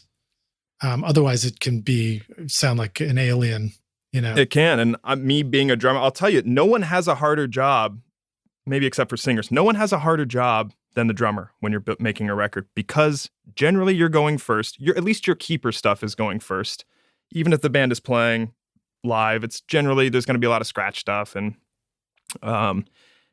you have to trust that the dynamics and the shape of the song as it's being performed, either for the scratch tracks with whatever you're laying down, or if you're playing to like rough mixes, you have to trust that everyone is committing to the energy levels and dynamics that version of the song is tracked, because there's nothing worse as a drummer than playing this thing. Okay, this is the moment. Everyone gets big. You start wailing. And then in the process, we're like, it's just too much. It's too over the top. We got to dial this back. And everyone else plays it cool. And you're the guy that's like overplaying and smashing. Like, what happened? Like, why is this drummer playing like this? There's a there's a real trust that has to happen in the way you play and you lay down the first instrument, that everyone is sort of like, it's going to go like this. Yeah. How do you get to that point? I mean, I think about a version of a song that has the acoustic guitars, the feel, and what the drums might do to accompany that, versus the version of the song where the distortion starts getting turned up more and it's electrics and it's a different thing. And then it's like, how loud are the cymbals? And then the freaking snare. It's like, if you don't have all that band sound, how do you even know what's the right snare sound at the beginning? Yeah. Well, there's like a legendary story about, I think it was Supertramp. They spent something like, it was on Breakfast in America. They spent like 5 days working on just like the snare. Oh, you know what? No, this is a Fleetwood Mac story. They spent a bunch of time working on drum sounds without having the rest of the band in. And they were just tearing their hair out. I mean, it's like a week without laying anything actually laying. I wonder why it took so long. But drums are fun. That's why. But the obvious thing was like they were struggling, and the it wasn't until they actually got some other people to play along that they were like, okay, now we know what's right, because you get down this rabbit hole when there's nothing else in of every little squeak and every overtone on the snare, and you try to moon gel and dampen every last thing down, and then you lay a band in on top, and like the drums sound completely choked, or they sound like samples. It doesn't even sound real because you've worked in this little vacuum. I mean, it's all, I like to think of things like, I like to think of a mix like, I guess there's two approaches. There's the mix of like few ingredients. This is like the Japanese cuisine. It's like 4 ingredients, but everything is just perfect proportions, perfect texture, perfect everything. And then there's the gumbo style of a mix where just you throw everything in it, and it's just like there's 150 tracks and there's just all kinds of crazy shit going on in the mix. If you're doing the big version of it, you kind of have to like have some elements at play. You can't sort of start out operating like it's going to be a dish of 3 or 4 ingredients when you know that it's going to be this giant, colossal, party. Essentially, you got to get all the elements in, because it's all about how everything interacts. It's the same thing with like not EQing while things are soloed, because it doesn't have any bearing. No one's going to hear it like that. That said, I know we're all guilty of, we all want to reach for the solo, but it's all about the context. Yeah. Well, I think about the times where I want to reach for the solo, and it's almost universally motivated by, I can't tell what I'm hearing. I can't hear what I think I'm doing. Yeah. And then you reach for the solo, which does tell you what's going on hidden, but it doesn't really solve anything, because since you're on solo, it's like, it's still there. It's still, you still can't hear it. It's a total different solution to what you need to be able to hear it in the mix than if you just solo it and try to go, okay, now it's good. And you put it back in the mix. Of course, it doesn't read the same way. Yeah. I find almost the mute button is almost more valuable than a solo button when you're having trouble hearing something. The other thing that this is another Peter Cadis trick. Another thing that I think is really handy is just sweeping on just an EQ with just some amount of boost on a medium narrow Q. Just sweep through your mix. And if the mix is like, and of course this is arrangement dependent, you can't just turn any arrangement into a perfect mix without any pileup. But if you're struggling with that thing where there's the pileup thing, sweeping through is across the entire mix will show you where the problem areas are, like immediately. And then you can kind of go, okay, let me dive into whatever's happening on the whole mix. The whole 2 mix. Exactly. Just as a tool to sort of clue you into what's going, where, like, you get to this weird spot at like, I don't know, whatever it is, 500 or 600, you're like, it's that. It's like this organ, that snare drum, and these guitars. It's like all got too much of this like woody thing, and you just have to make some choices and go, okay, well, let's like hollow out the organ and leave it like top end and bottom end and sort of create the space. But it does help you kind of find those pockets when you're struggling to hear it and you're like, I don't know what it is, but it's not reading right for whatever reason. Yeah, I remember somebody bringing that up once. I think it was an intern, the place where we learn most of our best tricks from new interns, right? Yeah. So it was, I think it was mentioned, this idea of like, like a big narrow Q, low boost, mid boost, and a high boost, and putting that on a mix, like you said, where it's almost like you took it out to a weird car environment where it's completely exaggerated and you discover how things don't work in the mix. Yeah, and it's a way to clean those things up where, yeah, essentially you are mocking up like what happens when you listen on something that has way too much 2 to 5K. Yeah. What about know? the filter trick? People do that to try and, that seems to be one of these, YouTube mix tricks for, getting your 808s to sound like such and such mix or whatever. Yeah. Do you ever do anything like that? Do you find any of that kind of stuff useful where you mean like band passing the entire mix, just looking at it? listen to the lows, for example. I watched Sean Everett do that on one of the Mix with the Masters, and I think that that's a really cool trick, but I think that basically anything that Sean Everett does is only going to work for him because he is such a wild, bizarro wizard. I've had to go through some of Sean's sessions and on some stuff that I was making live tracks for Jessica Hoop, and he'd mix this record. It is a spider web of insanity in there, and I know that works for him, and I've seen other people reference that as a thing that he's sort of put forth. But man, it's unless your brain is Sean Everett, I just don't know what you're going to infer by just only listening to like 2 to 400. He's got some magic wizard ears. I haven't done that. I'm sure that would be helpful in a different way of just removing the stuff that you don't want to hear rather than boosting.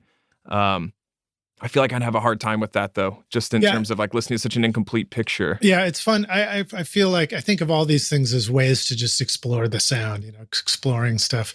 Sometimes the exploration gives you great results. Sometimes it just wastes my time, Totally. In the studio and stuff. And by the way, hopefully Sean's going to be on the podcast again soon. So shout out to you in the future, Sean. Yay, Sean. All right, groovy. So let's see. Here's a question which you kind of maybe started answering already, but what do you feel like feels worth talking about in terms of the difference between mixing mellower songs with softer sounds versus sort of aggressive, distorted guitars? How much does that change the way you mix? What comes to mind for you about that? If it's a totally different artist, obviously, I guess.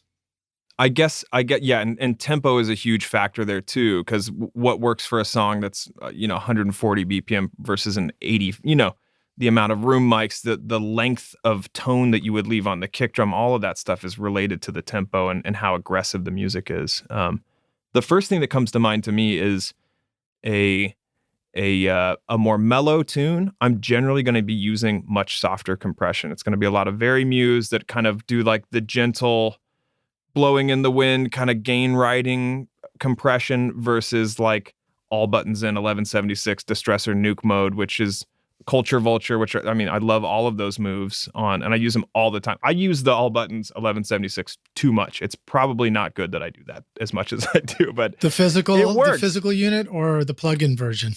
Either way, just smash them all in and just play with the release until it just plops back, and it's just a great thing. I do love on the UAD, you've got a mix knob. It's a little bit of a get out of jail card when you go too hard on that. But yeah, in general, I would be thinking, okay, softening, rounding transients, lengthening tones. How do we use slower compression? How do we create like the gush? I would probably use like 2254 Neve compressor, like stuff that just does the real gentle gain riding. Do we use different ratios as well, or do we use all ratios for all stuff? I think I use all ratios for all stuff. I guess it depends on whether there's multiple compressors in line or if there's some kind of, depends how it was tracked. If something was already compressed and hit tape and already is like kind of vibey, I might not go super hard with the ratio. If I get something that was recorded by a band in their practice space and it's just mic straight into the interface and there's like nothing there, there's no tone, then I kind of do a thing where I'll almost like retrack it and then print it back in, and then I have something that's like mix worthy. I'll kind of go through multiple stages, and in that case, I might be thinking about different ratios and different roles if I'm going to have multiple compressors and multiple passes. When I think about lower compression ratios, like when I think about 2-to-1s and stuff, I just instinctively picture the bass coming through more, or like, the body of a sound coming through. There's like more forward. bloom. Yeah. There's a bloom that happens with the lower ratios. I think that's why I like Very Muse. It's because they generally start at low ratio and they only kind of, the ratio increases as gain reduction increases. There's something like very natural about that. If you're just hovering around a couple dB of limiting, you kind of, it's just sort of in there and part of the sound, and you really have to lean into the compressor to start hearing it more. Yeah, cool. Which is a cool thing. I like that. There's a thing where I like the sound of compression too. So I don't know. I may be the wrong guy to ask, but I love when something feels like it almost is getting too compressed, because it adds. There's like a thing where in a weird way my brain goes, they're really digging in, because I could hear that compressor like pumping and going crazy. Psychoacoustically, my brain goes, they're playing with intensity.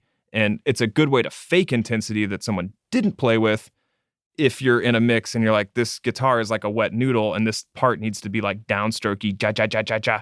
Just like hammer the compressor, and it makes it feel exciting. You hear the release, you hear the fast release makes it sound like rock and roll. It's like you can hear it flinging back. It's like almost like the sound is bouncing off of a wall.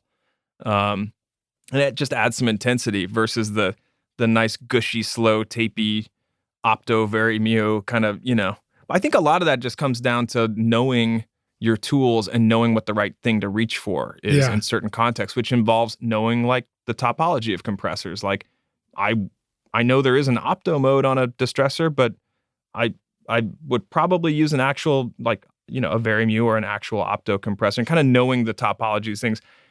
If I'm thinking about a sound, I'm going to reach for the right tool that kind of excels at that thing. I'm not going to try to like get that out of a VCA compressor. I mean, I'm sure if you only had a VCA compressor, you could do that. You could put it on a real gentle release. What's the 2254? Is that a opto? It's a diode bridge, which is like it's the like redhead stepchild of like the compressor world. There's not like a ton of those. It's a really interesting design. It does great crazy compression. Like I remember you could put a piano in it and just like make it sound like it's right in your face forever, kind of thing. Totally. Yeah. There's some, and I think the thing that's a little weird with diode bridge compressors is like oftentimes the metering, it doesn't really behave the way you typically see like, like a FET compressor or something work. Like that you kind of live in a constant like stasis, like state of compression that is just sort of like lightly sort of never fully getting back to zero. You kind of just hover in the compressy world, and that's kind of like the magic like sauce of those things, where there might be other compressors like that are a little more aggressive where you're like, I only want to see that needle like just move a little bit, and that's probably doing plenty. Yeah. Well, I mean, when I think of also some of the higher ratios or the heavier compressions, and again, I'm probably simplifying it too much to even say something like that, but a lot of the records in your discography do really creative things with sounds that just sound like they're just very graphic, and they just sit right there, and they might be like weirdo guitars and spacey things that are happening. It might be elements of the drums that are, super compressed, but they're sitting back so that the cymbals aren't like killing you, that kind of stuff. Yeah.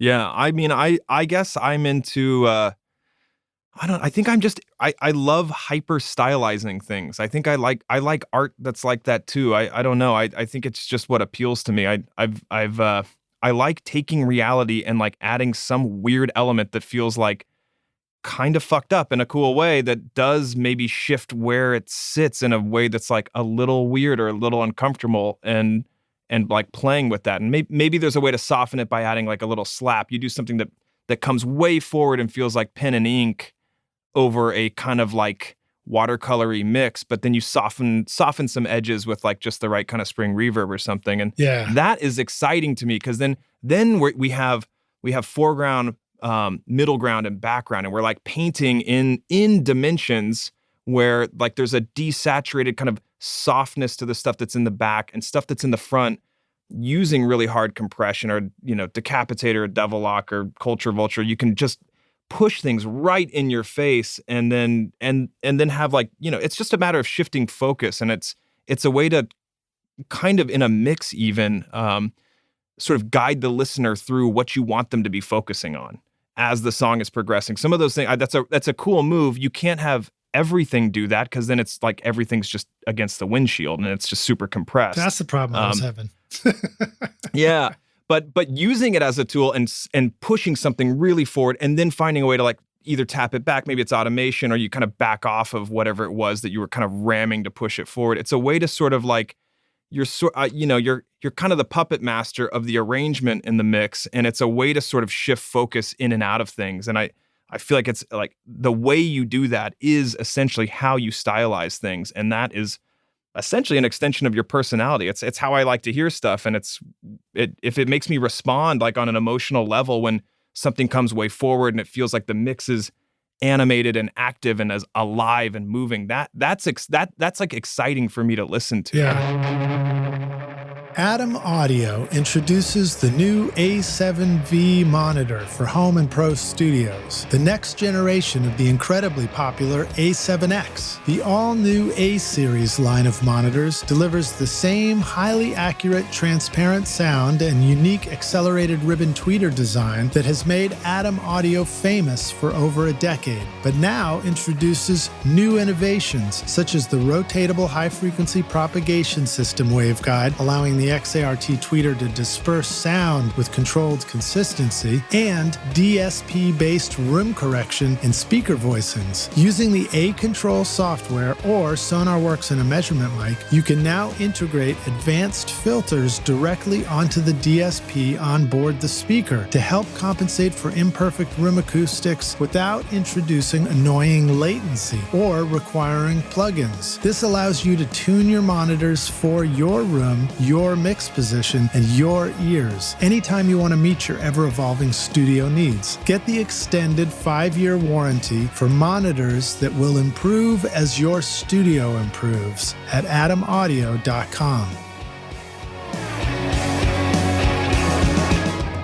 For 15 years, I recorded hundreds of bands like Jack White, Adele, and the Black Keys in my hay bale studio at the Bonnaroo Festival. I had to work fast and deliver finished mixes to the radio DJs within an hour, so I chose to use the solid-state Logic AWS 948 Plus for my mixing console. There's just no substitute for mixing on a real console. Until now, that is. SSL brings you the UF8 and UC1 controllers so that you can recreate the feel and speed of mixing on a console with the flexibility of mixing on your computer in your home studio. Paired with the SSL Channel Strip 2 and 4000B plugins, you can now get a world-class sound using real faders and real knobs to mix as fast as your ears will guide you. Levels, panning, EQ, and compression, they're all built right into the controllers. So go put the feeling back into your mixes at solidstatelogic.com.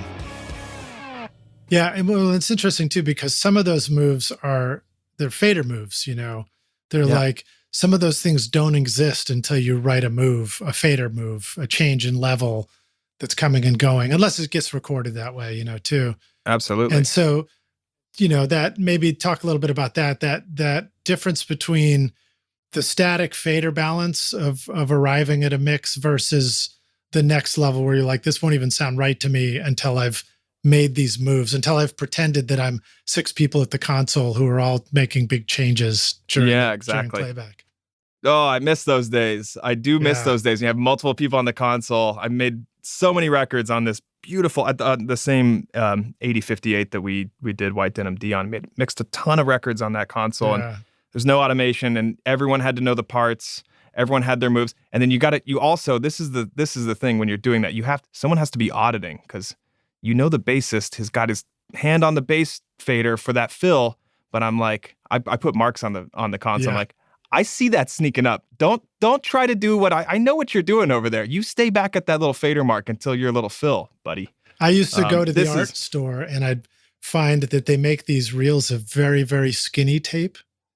So that it's like, it's just, you know, instead of having to tear white tape into little strips and put them between the faders, it was like just the right size and you can stick them on all the faders. I still use the same thing. I love that tape. It's like architect's tape. But you know, it's a good point. Making a mix feel dynamic and alive. There are tools that we use like how we stereoize stuff, how we push and automate that element of both with how stereo something gets, how both with automation on faders, how forward something comes, how back it comes. these, and then arrangement wise, how much top end is actually in the mix? How much sub is in the mix? Does it feel like it extends both top and bottom super wide?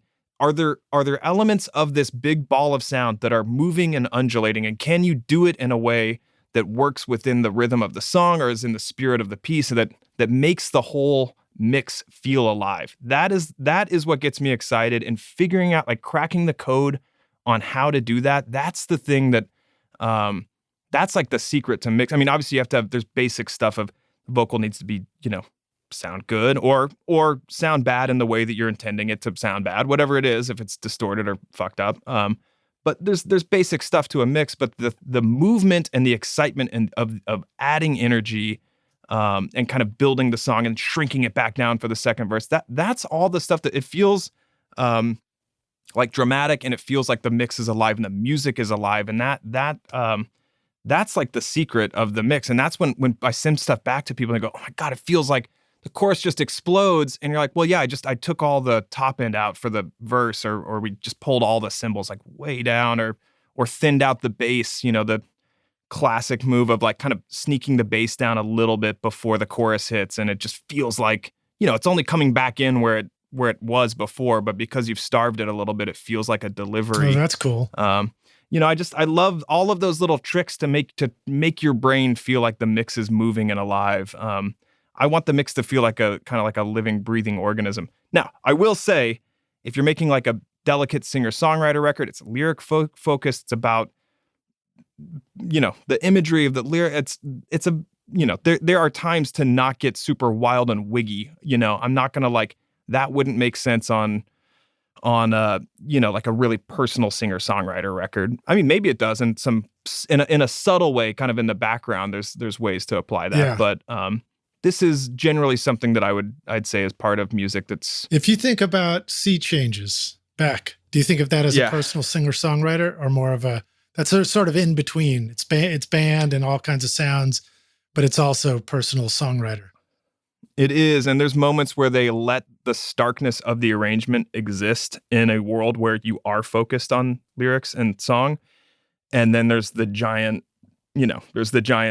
string, Serge Gainsbourg strings that come in, and it feels so epic. But even in the presentation of that, like, and that is one of my favorite, that's probably my favorite Beck record. And I think it just turned 20 years old, like this last week. Well, awesome. It'll be a few months by the time you hear this. Yeah, sorry. So, but there is, I mean, and the presentation of it is really clever in that even when there are epic moments, it's not like everything is at the it's not like this gigantic explosion. Like, the drums still are like weirdly dry and close, and kind of like I love that song Paper Tiger. That first Joey drum fill comes in, dun dun dun, and the floor tom just sounds like horrendous. It's like it just sounds like it's been in someone's garage for years and hasn't been tuned. Featured. It's featured, and it's dry, and it's close, and his voice is close. So and then there's this giant backdrop of strings to where it still feels, I don't know, it feels personal because, Beck's voice isn't this giant reverb. It's not like this huge, I guess there's contrast in the arrangement of what's close and what's real and what is sort of supernatural and huge and epic. And there's just a perfect balance of the front, the kind of closeness and everything that gives it all the depth and space. And that's something that's cool about listening to your discography and the variety of music and records and styles. Everything you've been talking about is it occurs to me like something that makes it stand out is the fact that you're making sounds on records that you couldn't take off one record and put on the other. Like, a sound that works just right for one production wouldn't work in a totally different production, a different band, because you're arriving at the right kind of sound and the right thing for each project, each record, as opposed to some, one size fits all kind of sound. Absolutely. Yeah. And that just comes from, again, when we talked about this right before the break a little bit about really getting, about clarifying a vision before, about using references, talking about hanging with people, listening to music, understanding what appeals to them, what excites them, what elements in the references are, what's really at the core of this reference that you're getting at, that you want to, it might just really be about how far back the drums are versus the vocal. It's not that we're actually going to like make the song sound like that, but there's something about the way the music's interacting that's moving you that you want to pull. And yeah, and the rules of right and wrong for each project, and even within, as a band progresses, and I've done, there's a lot of bands I've done multiple records with, changing that as you grow and not just going, okay, this is like our little palette. But essentially what you're talking about is developing the palette with a band, and that only happens when you have to do a lot of work on the front end and communication, talk about expectations and what excites you to kind of figure out what this palette is. And I feel like once you kind of figure out the palette, the rest of it all kind of falls into place. So I think there's some people like to just kind of get in and start recording, and I'm more like, well, but what are we? I want to define those rules, and there's stuff that I want to say we're specifically not putting this kind of thing on this record, and it's as much part of like ruling stuff out as saying it's going to be these 3 or 4 things that are going to consistently come back and being featured. Those may be arrangement choices. It may not just be instrumentation. It may be the types of arrangements. It may be the types of like how dynamic a record is. It could be just that we always double vocals on this, or we don't ever double vocals, or it's a vocal treatment thing, or there's all kinds of different rules. And the more you kind of like create the palette and the sound for each band, like their personality can kind of like come out and like lean into that. And I mean, I want to make records that are transportive, and I want to make records that are unique and sound like that band. I've never wanted to be the guy that has like the sound and you come to me and I just do that snare drum thing and I do that vocal thing and that's it. I've always want to approach records with reverence for what the band is. I want to understand the band's strengths. I want to spend time in the practice space to understand how the dynamic even works and really kind of like crack the code. Because once you figure out the inner working stuff, everything else falls into place. And this is sort of like akin to like talking like on a philosophical level. Like if you can establish broad concepts, you don't have to have all the tedious conversations down underneath. The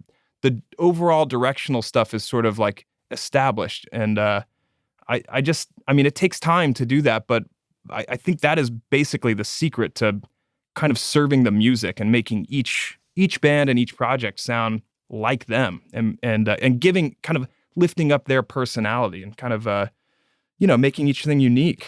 Awesome. Well, let's throw a curveball at you. My neighbor's revving up his motorcycle next door, so maybe you'll get a chance to hear it. But lovely. Intocable. I don't even know how to pronounce it. Intocable. Yeah, tell us about that project. So I heard that and I was like, I had double checked to make sure I had the right playlist, and I did, and it was great. I love it. It's like I've always been a fan. I'm guessing it's a Mexican band. They are, yeah. I would call them like the U2 of Mexico. They're like a huge band, and most people that work with me have no idea that I worked on that record. They have no idea who that is, but it's a huge project. I mean, that record sold 1 million copies. That's amazing. That's not an indie rock thing, but I mean, obviously it's specific because it is norteño music, which is norteño. It's norteño music, which I grew up in Texas, and there's a huge legacy of both I mean accordion music, but all both from like Doug Somm and Sir Douglas Quintet. There's been it's both like Southern Louisiana and Mexico kind of converge in San Antonio and Austin, and there's this like crazy, really cool thing that happens where we have like multicultural elements in both in pop music. It's not just traditional music. It bleeds into psych rock with Flaco Jimenez, and it's a whole world of music that's sort of pulling from tradition and then kind of making it its own thing. Did that have I know that some of those styles have a drum set that feels like this. When I hear it, it sounds like this miniature drum kit, which is just for fills, like you know what? It sounds like that, but it is done by the actual drummer, and it's the rules, full kit kind of thing. Full kit. It is a crazy way of playing.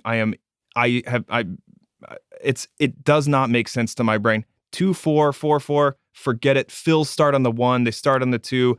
The way that the little snare rolls fall into these little ride bells, it's all about this little there's lots of small ornamentation. Yeah. The beat is like consistent, and there's other elements in the music. The bajo sexto, there's other elements that are keeping the Is rhythm. the bajo sexto like one of the guitars? Like, what are some of the guitars that are in a band like that? Yeah, the bajo sexto is, holding down, there's bass, bajo sexto. Bajo is the giant guitar you see. Oh, okay, right. It's a with the kind of big guitar. Rubber strings and stuff like that, or whatever. Or they look rubber. I don't know. Yeah, they're just big strings. But yeah, and then essentially the accordion is like the lead guitar in that music. That's the rock star. So there's like sort of one-to-one correlations with all kinds of music that makes sense. It's just sort of presented with different instruments and with different and the rhythms are very specific because there's dance moves that correspond to these rhythms. The feel it's the feel in the rhythms is the thing that makes this is specifically norteño music versus cumbia versus Tejano. There's lots of crossover, but there's specific rhythms and dances and moves and movement in the music that is very specific to each style. Now, how did you record them, the tracking as well? And if so, how do you recommend recording an accordion? I engineered that with Jack Sines, who worked at a studio that I was working at the time. He'd done a bunch of work with them and brought me on to engineer. I was really young. I'm shocked that you found that record because it's almost 20 years old at this point. It's that's been out for a long time, and it's not something that I don't think people associate the world that I come from with no that. Worries, so no worries at all. I actually love music like that. So like when I see that, I'm just like, oh, this is awesome. I do too. I love world music. I love anything kind of that feels new and foreign, and I don't understand the rules of it. It's immediately intriguing to me. Okay. So yeah, I mean that was an interesting process. To answer your question, I think the accordion was, I want to say it was a Bronner Valvette and a Royer 121. 121 is so good on an accordion because it's kind of an ugly sound. It's reedy. It's got a lot of 1K, 2K, 3K. There's a lot of edginess in it. So having a mic that immediately is kind of like going to be a little slower and kind of absorb some of that is super handy. Yeah. Ribbons are great for smoothing things out. Same thing with strings, violins, and fiddles and things like that, right?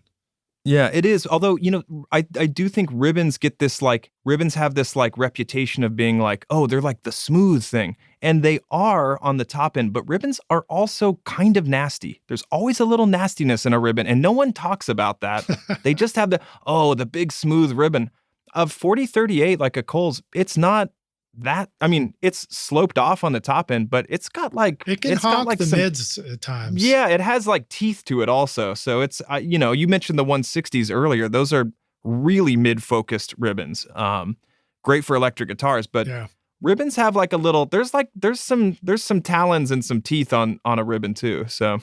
I think it was Eric Valentine, mentioning him again, was talking about Queens of the Stone Age, and the 160 was like the secret. I mean, not secret, but that was the mic of choice for those guitars. Yeah. Recording. Okay, so let's see. Here's another one that I actually just noticed. I hadn't seen this because I think you added a bunch of stuff after I had put together the playlist too. And a reminder, Rockstars, go listen to the playlist. It's awesome. But Heartless Bastards. They were another band that I think that came into my Bonnaroo studio once, and they blew me away. I really love those guys. So talk a little bit about that, if you want. And let's see, who else was I going to ask you about? I'm just zipping all over the place here. Well, talk about them, and then I'll find who Okay, else cool. Yeah, it's funny you mentioned that. Erica, the singer, actually texted me this morning, and I haven't talked to her in a few months. It's funny that you brought up HB and Erica. I think they blew up our bass amp on the session. I think that's what happened too. It seems plausible, possible. That would be Jesse's fault. Yeah. But yeah, I mean, that's just like an incredible rock band. I did Erica's solo record. It's just under her name, Erica Winterstrom. And then we went in to work on this the most recent Heartless Bastards record. I did all the tracking on that as much as I could, and then I was tied up actually on a couple other projects and I handed that off to Erica. Went out to work with Kevin Satterman out here in LA to finish the tracking and mix. But we did all the basics together, and man, she's just got an incredible voice. That's just what it comes down to. The band is great. The band has continued to change and evolve. There's new people in it, and but her voice is just a singular entity that I just don't know anyone that sings like her. And it's really fun working with her on building the platform of the band, of the music, for her to just shout from the rooftops, because she just it's a super emotive voice. And the tunes on that record are the newest Heartless Bastards record, very personal. And, it was really, really rewarding to go from her solo project we worked on a few years ago and then move into this latest Heartless Bastards thing. And I think Kevin did an amazing job finishing that one out and mixing. So yeah, definitely check that out. It's a lot of tunes we worked on from, just the ground up. We were, we demoed all that stuff before we even had, a year before they were in, doing the tracking at my spot. We were working on demos and just writing, and some of the stuff was really raw, and we just got to build everything and kind of like set up all the demos so that when it was time to track, it was just like the blueprint was there, and yeah, it's just and that really one is cool called experience. A Beautiful Life. Yeah, it is. Okay, groovy. And then really cool record. Abram Shook was another one that really knocked me out in your playlist too. Oh, nice. Yeah, Abram actually toured with me. We had him come along for he played bass in Shearwater for about a year of touring with us. Abram's one of my oldest friends and collaborators. We've made a ton of records and various projects. He is endlessly productive and creative. Always pushing, always has the next record in mind. Whatever he's going to move into stylistically, he's always got 3 steps ahead planned out, and he's, just endlessly creative. So now is that an example of artist and band evolves in studio and for live? Abram has continued. So depending on the record, there's either going to be more of a live band feel or maybe something more electronic and more constructed and built. He's just constantly, flipping the script, essentially. He's got everything from like really cool 70s kind of Brazilian folky tunes to like just straight up Prince dancey songs. Yeah. And basically, Abram always keeps me on my toes and has new references, new thing. He's just redefining, and I'm just trying to keep up with him. Is he somebody who can play a bunch of instruments himself too? He can, yeah. He's an amazing. Just you kind of put him on anything, and he's at home. Really, really incredible bass player, though. One of my favorite bassists. Yeah. Super, super creative bass lines, always above the 12th fret, moving counter melodies, touching a little harmony on the vocal. It's just really, really creative bass playing. Do you feel like the time you've spent watching YouTube videos, trying out mix tricks, and tweaking version after version of your mixes has not gotten you anywhere? Have you been looking for a simple or straightforward step-by-step process for creating a pro mix that won't take years to learn? What if you could learn that process from a Grammy-winning mix engineer who understood all your mixing struggles and could coach you through them? If you struggle with any of these questions, then the Ultimate Mixing Masterclass is for you. Now you can discover a proven step-by-step mix system from Grammy-winning mixer Craig Alvin for consistently creating a pro-quality mix from your home studio that will sound amazing everywhere. Here's a quote from one of the students. Absolutely the most informative and helpful block of information mentoring on the mix process I've ever been a part of. This was like sitting behind a mix engineer for years, watching and picking up tips along the way, condensed into a 6 to 7 hour session. Look, when you're ready to take your mixes to Grammy-winning quality, then go to ultimatemixingmasterclass.com and go check out Craig's ultimate snare mixing trick now for free.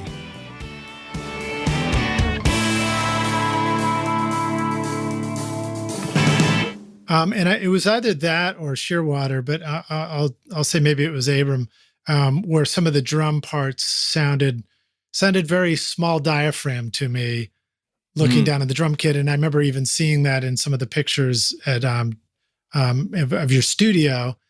And if you have more thoughts about that, just about I find myself having recorded drums with small diaphragms above the drum kit at times, but then a lot of times with large diaphragms or tube mics. And then sometimes I'm like, maybe I should go back to the small diaphragm again. Yeah, what are some thoughts you have about just choosing, the big picture drum mics if you're about to record drums. Do you have anything more you want to say? I think we talked about enough drums already. No, I mean, it's one of my favorite. I'm a drummer. It's one of my favorite topics. Yeah. And I feel like drum presentation, few things inform the production style as much as the drum sounds. Even just the choice of reverb on the drums, dryness, what kind of reverb, where do they sit in the mix? It says so much. There is no way to present a drum set without it sort of fitting into some era or some echelon of like something that's come before. I mean, it's the best way to sort of like hammer in whatever reference point you're coming from. So there's a lot of style choices in how you do drums, and the way I do them is radically different for different projects. The place that I would record them. What if you weren't sure what was about to happen? What if you were going to record something like a band was coming in, they were going to record quick, and you wanted to have the most flexibility, and you were afraid cymbals might get wild and things like that? What sort of choices do you think you might make to just be safe? Safe move is to always have a Coles over the shoulder. So you got one, and this is a thing, this is like a pet peeve of mine as a mixer. You get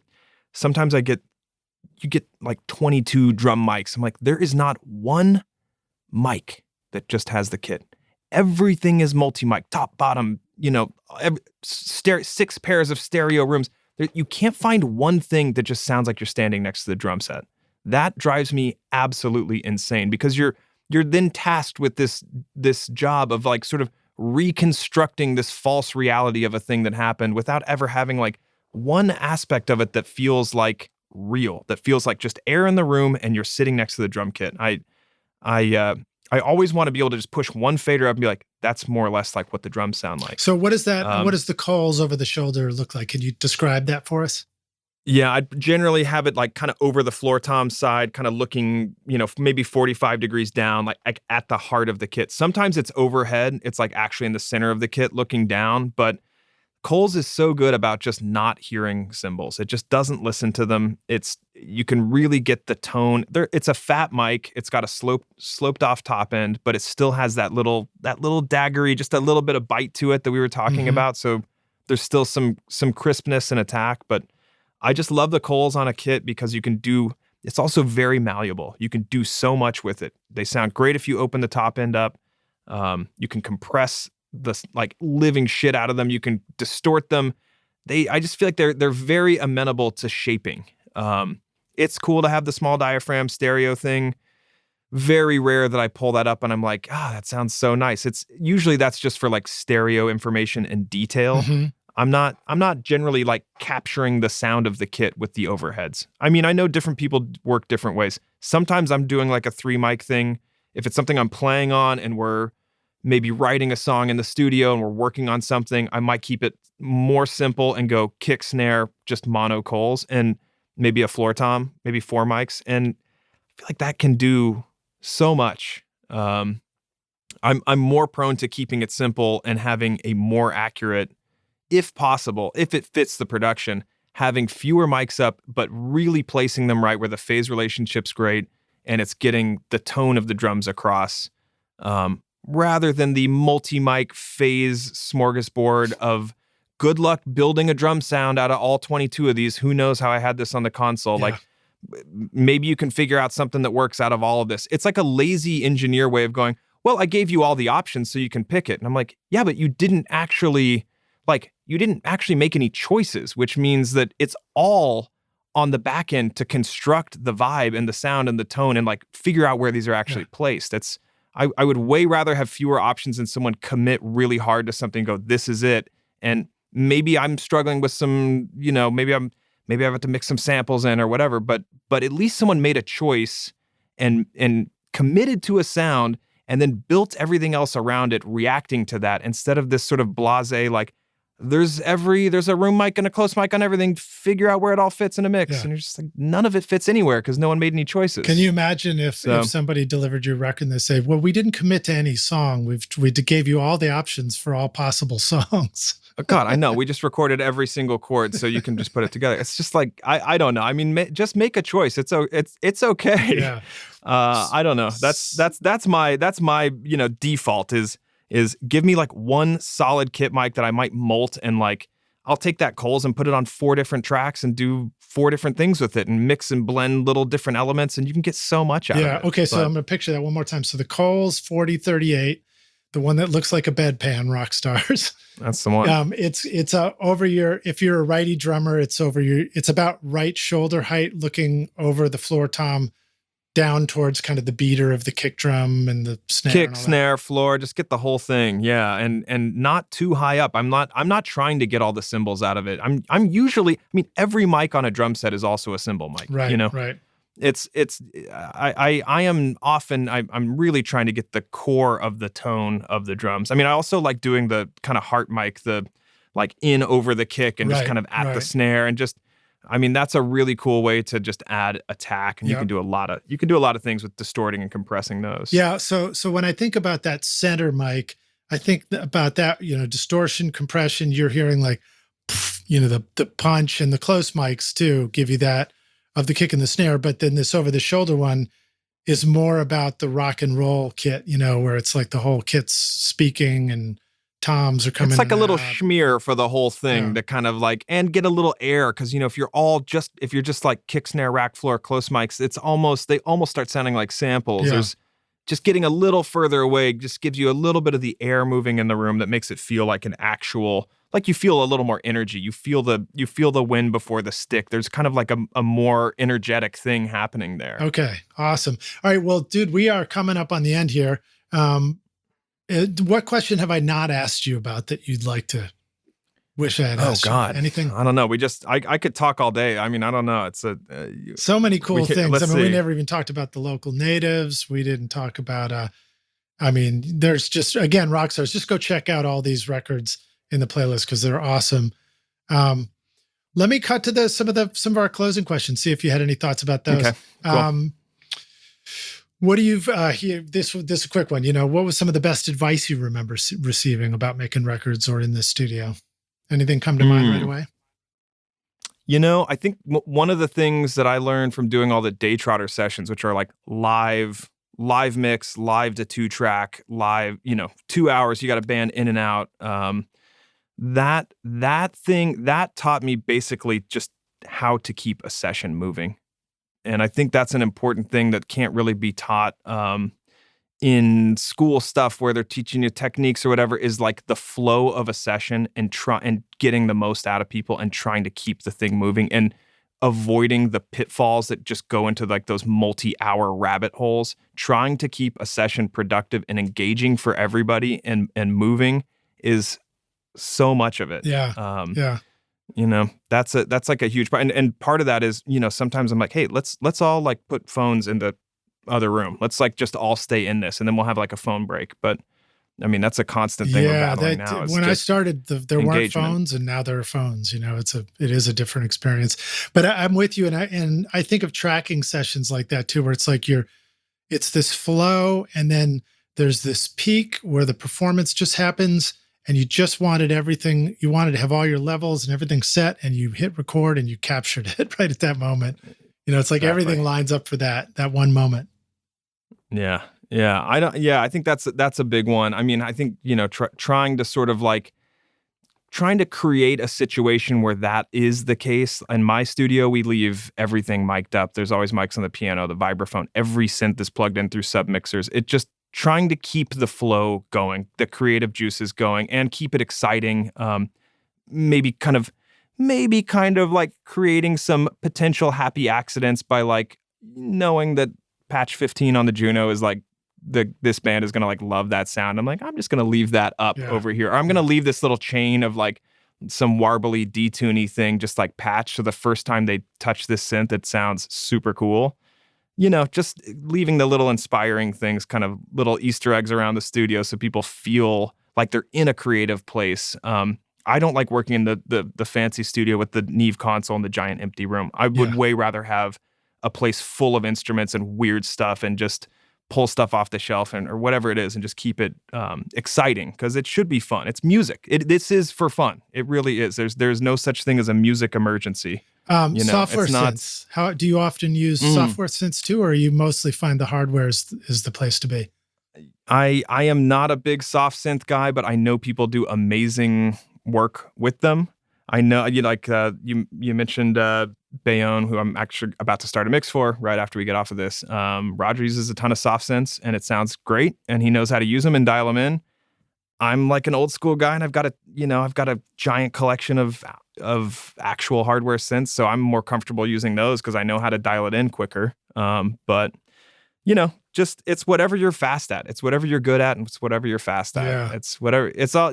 No one cares. At the end of the day, we can all get up our own whatever about mixing the tape or the consoles, soft synth versus the hardware. No one cares. They're just going to listen to the song and go, I like what this person's saying. I like this person's voice. I like the general vibe or not. And it's next. Yeah. And you got like basically 10 seconds to figure that out in our world. So, whatever gets you there, I think that is the right answer, essentially. Awesome. Well, this podcast is definitely the opposite of 10 seconds, isn't it? Yes. Okay, awesome, dude. I will take you to closing questions so you can get to your mix session. And thank you so much for taking time out for us. Absolutely. This is our hypothetical question. Take the Wayback Machine, and you get to go back in time and find young Danny with his 4-track, who's taping the mic to the lamp near the near the floor tom.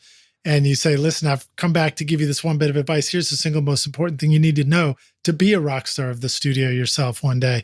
What advice would you like to go back and give yourself if you could? Man, that's so tough. I think the thing that I have learned, it's taken me a long time to accept, and I still have a hard time with, is just to be open. Just be open. There are so many ways to solve the creative hurdles that you encounter in a session, either in a workflow, and whatever it is, even in the communication of the session. There's so many ways to get around obstacles. And I think as a young producer, I felt like I would just go to the mat over just the tiniest details on a drum fill someone is playing or whatever it is. And I've learned to be a little more open as I've done this more and been proved wrong. And someone goes, I really think it should be this way. And I'm like, this is a huge mistake. We're making a huge mistake on this record. And then of course it completely lands and it's the thing and everyone loves it. And I'm self-conscious about some aspect of it that, whatever it is. And someone else figures out a way around it. And you have to learn to be open, to have healthy collaborative relationships. I think that's a big one. Staying positive is a huge aspect of that.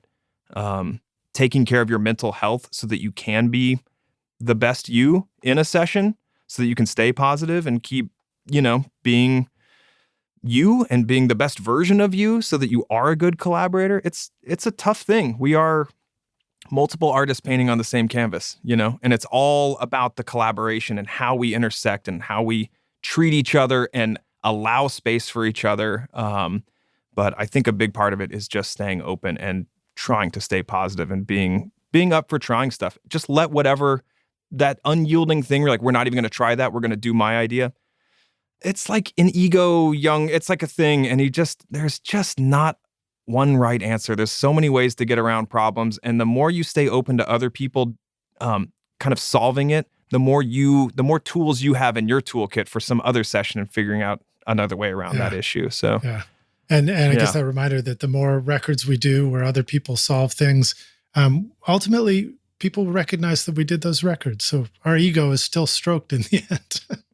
Yeah. Well, awesome, dude. Well, thank you so much for being on Recording Studio Rockstars with us. It was an absolute honor and a pleasure to meet you, and really fun to just listen to you enthusiastically talk about making records. Please let the Rockstars know, where can they go find out more about you? Where would you like them to go check out your work online? What if they're ready to make their next hit record with you? Yeah, I mean, I think as all of us in the digital age, it's all Instagram is just the quick and easy way to find everyone. I'm at Good Danny's, and then you can check out gooddannys.com if you want to check out some of my work and take a look at the studio. There's a bunch of pictures up there and a bunch of songs and a bunch of nerdy stuff. You can there's videos and stuff of us goofing off in the studio. So awesome. That's a fun way to check it out. Yeah. Awesome, dude. Well, thank you, and thank you for listening, Rockstars. Danny, I look forward to meeting you in person. And also another shout out to Kelle for making our introduction and connecting us. Thank you. Indeed. Thanks, Kelle. And thanks, Lidge. Thanks so much for having me. Dude, it's a pleasure to have you on the show. I look forward to talking to you again soon. Cheers.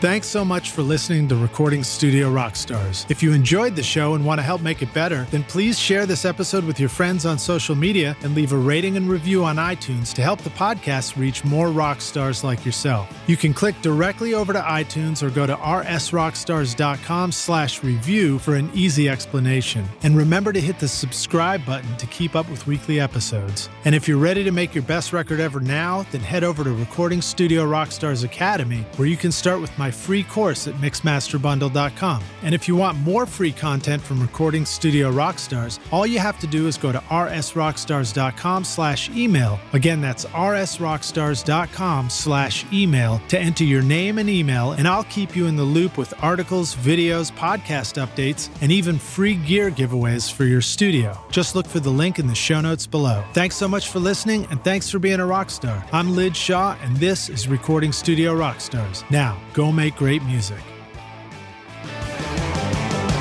Recording Studio Rockstars would like to give a big thank you to our awesome sponsors who help make this episode possible. OWC, Spectra 1964, JZ Microphones, Atom Audio, Solid State Logic, and Isotope. Remember to use these coupon codes for special discounts. At isotope.com/rockstars, use the coupon code ROCK10 for 10% off any plugin purchase, or start your extended 30-day free trial subscription for access to many plugins. At jzmic.com, use the code ROCKSTAR for 40% off the V47, V67, and V12 microphones. That's what you're hearing my voice on right now. At recordingstudiorockstars.com/academy, use the coupon ROCKSTAR for 10% off any course for a limited time. If you enjoyed Recording Studio Rockstars, then please check out our sponsors using the link in our show notes, because it's a great way to help support this show. These are all things I highly recommend for your studio, and they're going to help you make your best record ever. I would also like to thank our fantastic team here at Recording Studio Rockstars, Vlad Weselchenko, Braden Stremming, and John Richardson, for additional podcast and video production. Thanks so much for listening, Rockstars, and we'll see you in the next episode. Cheers.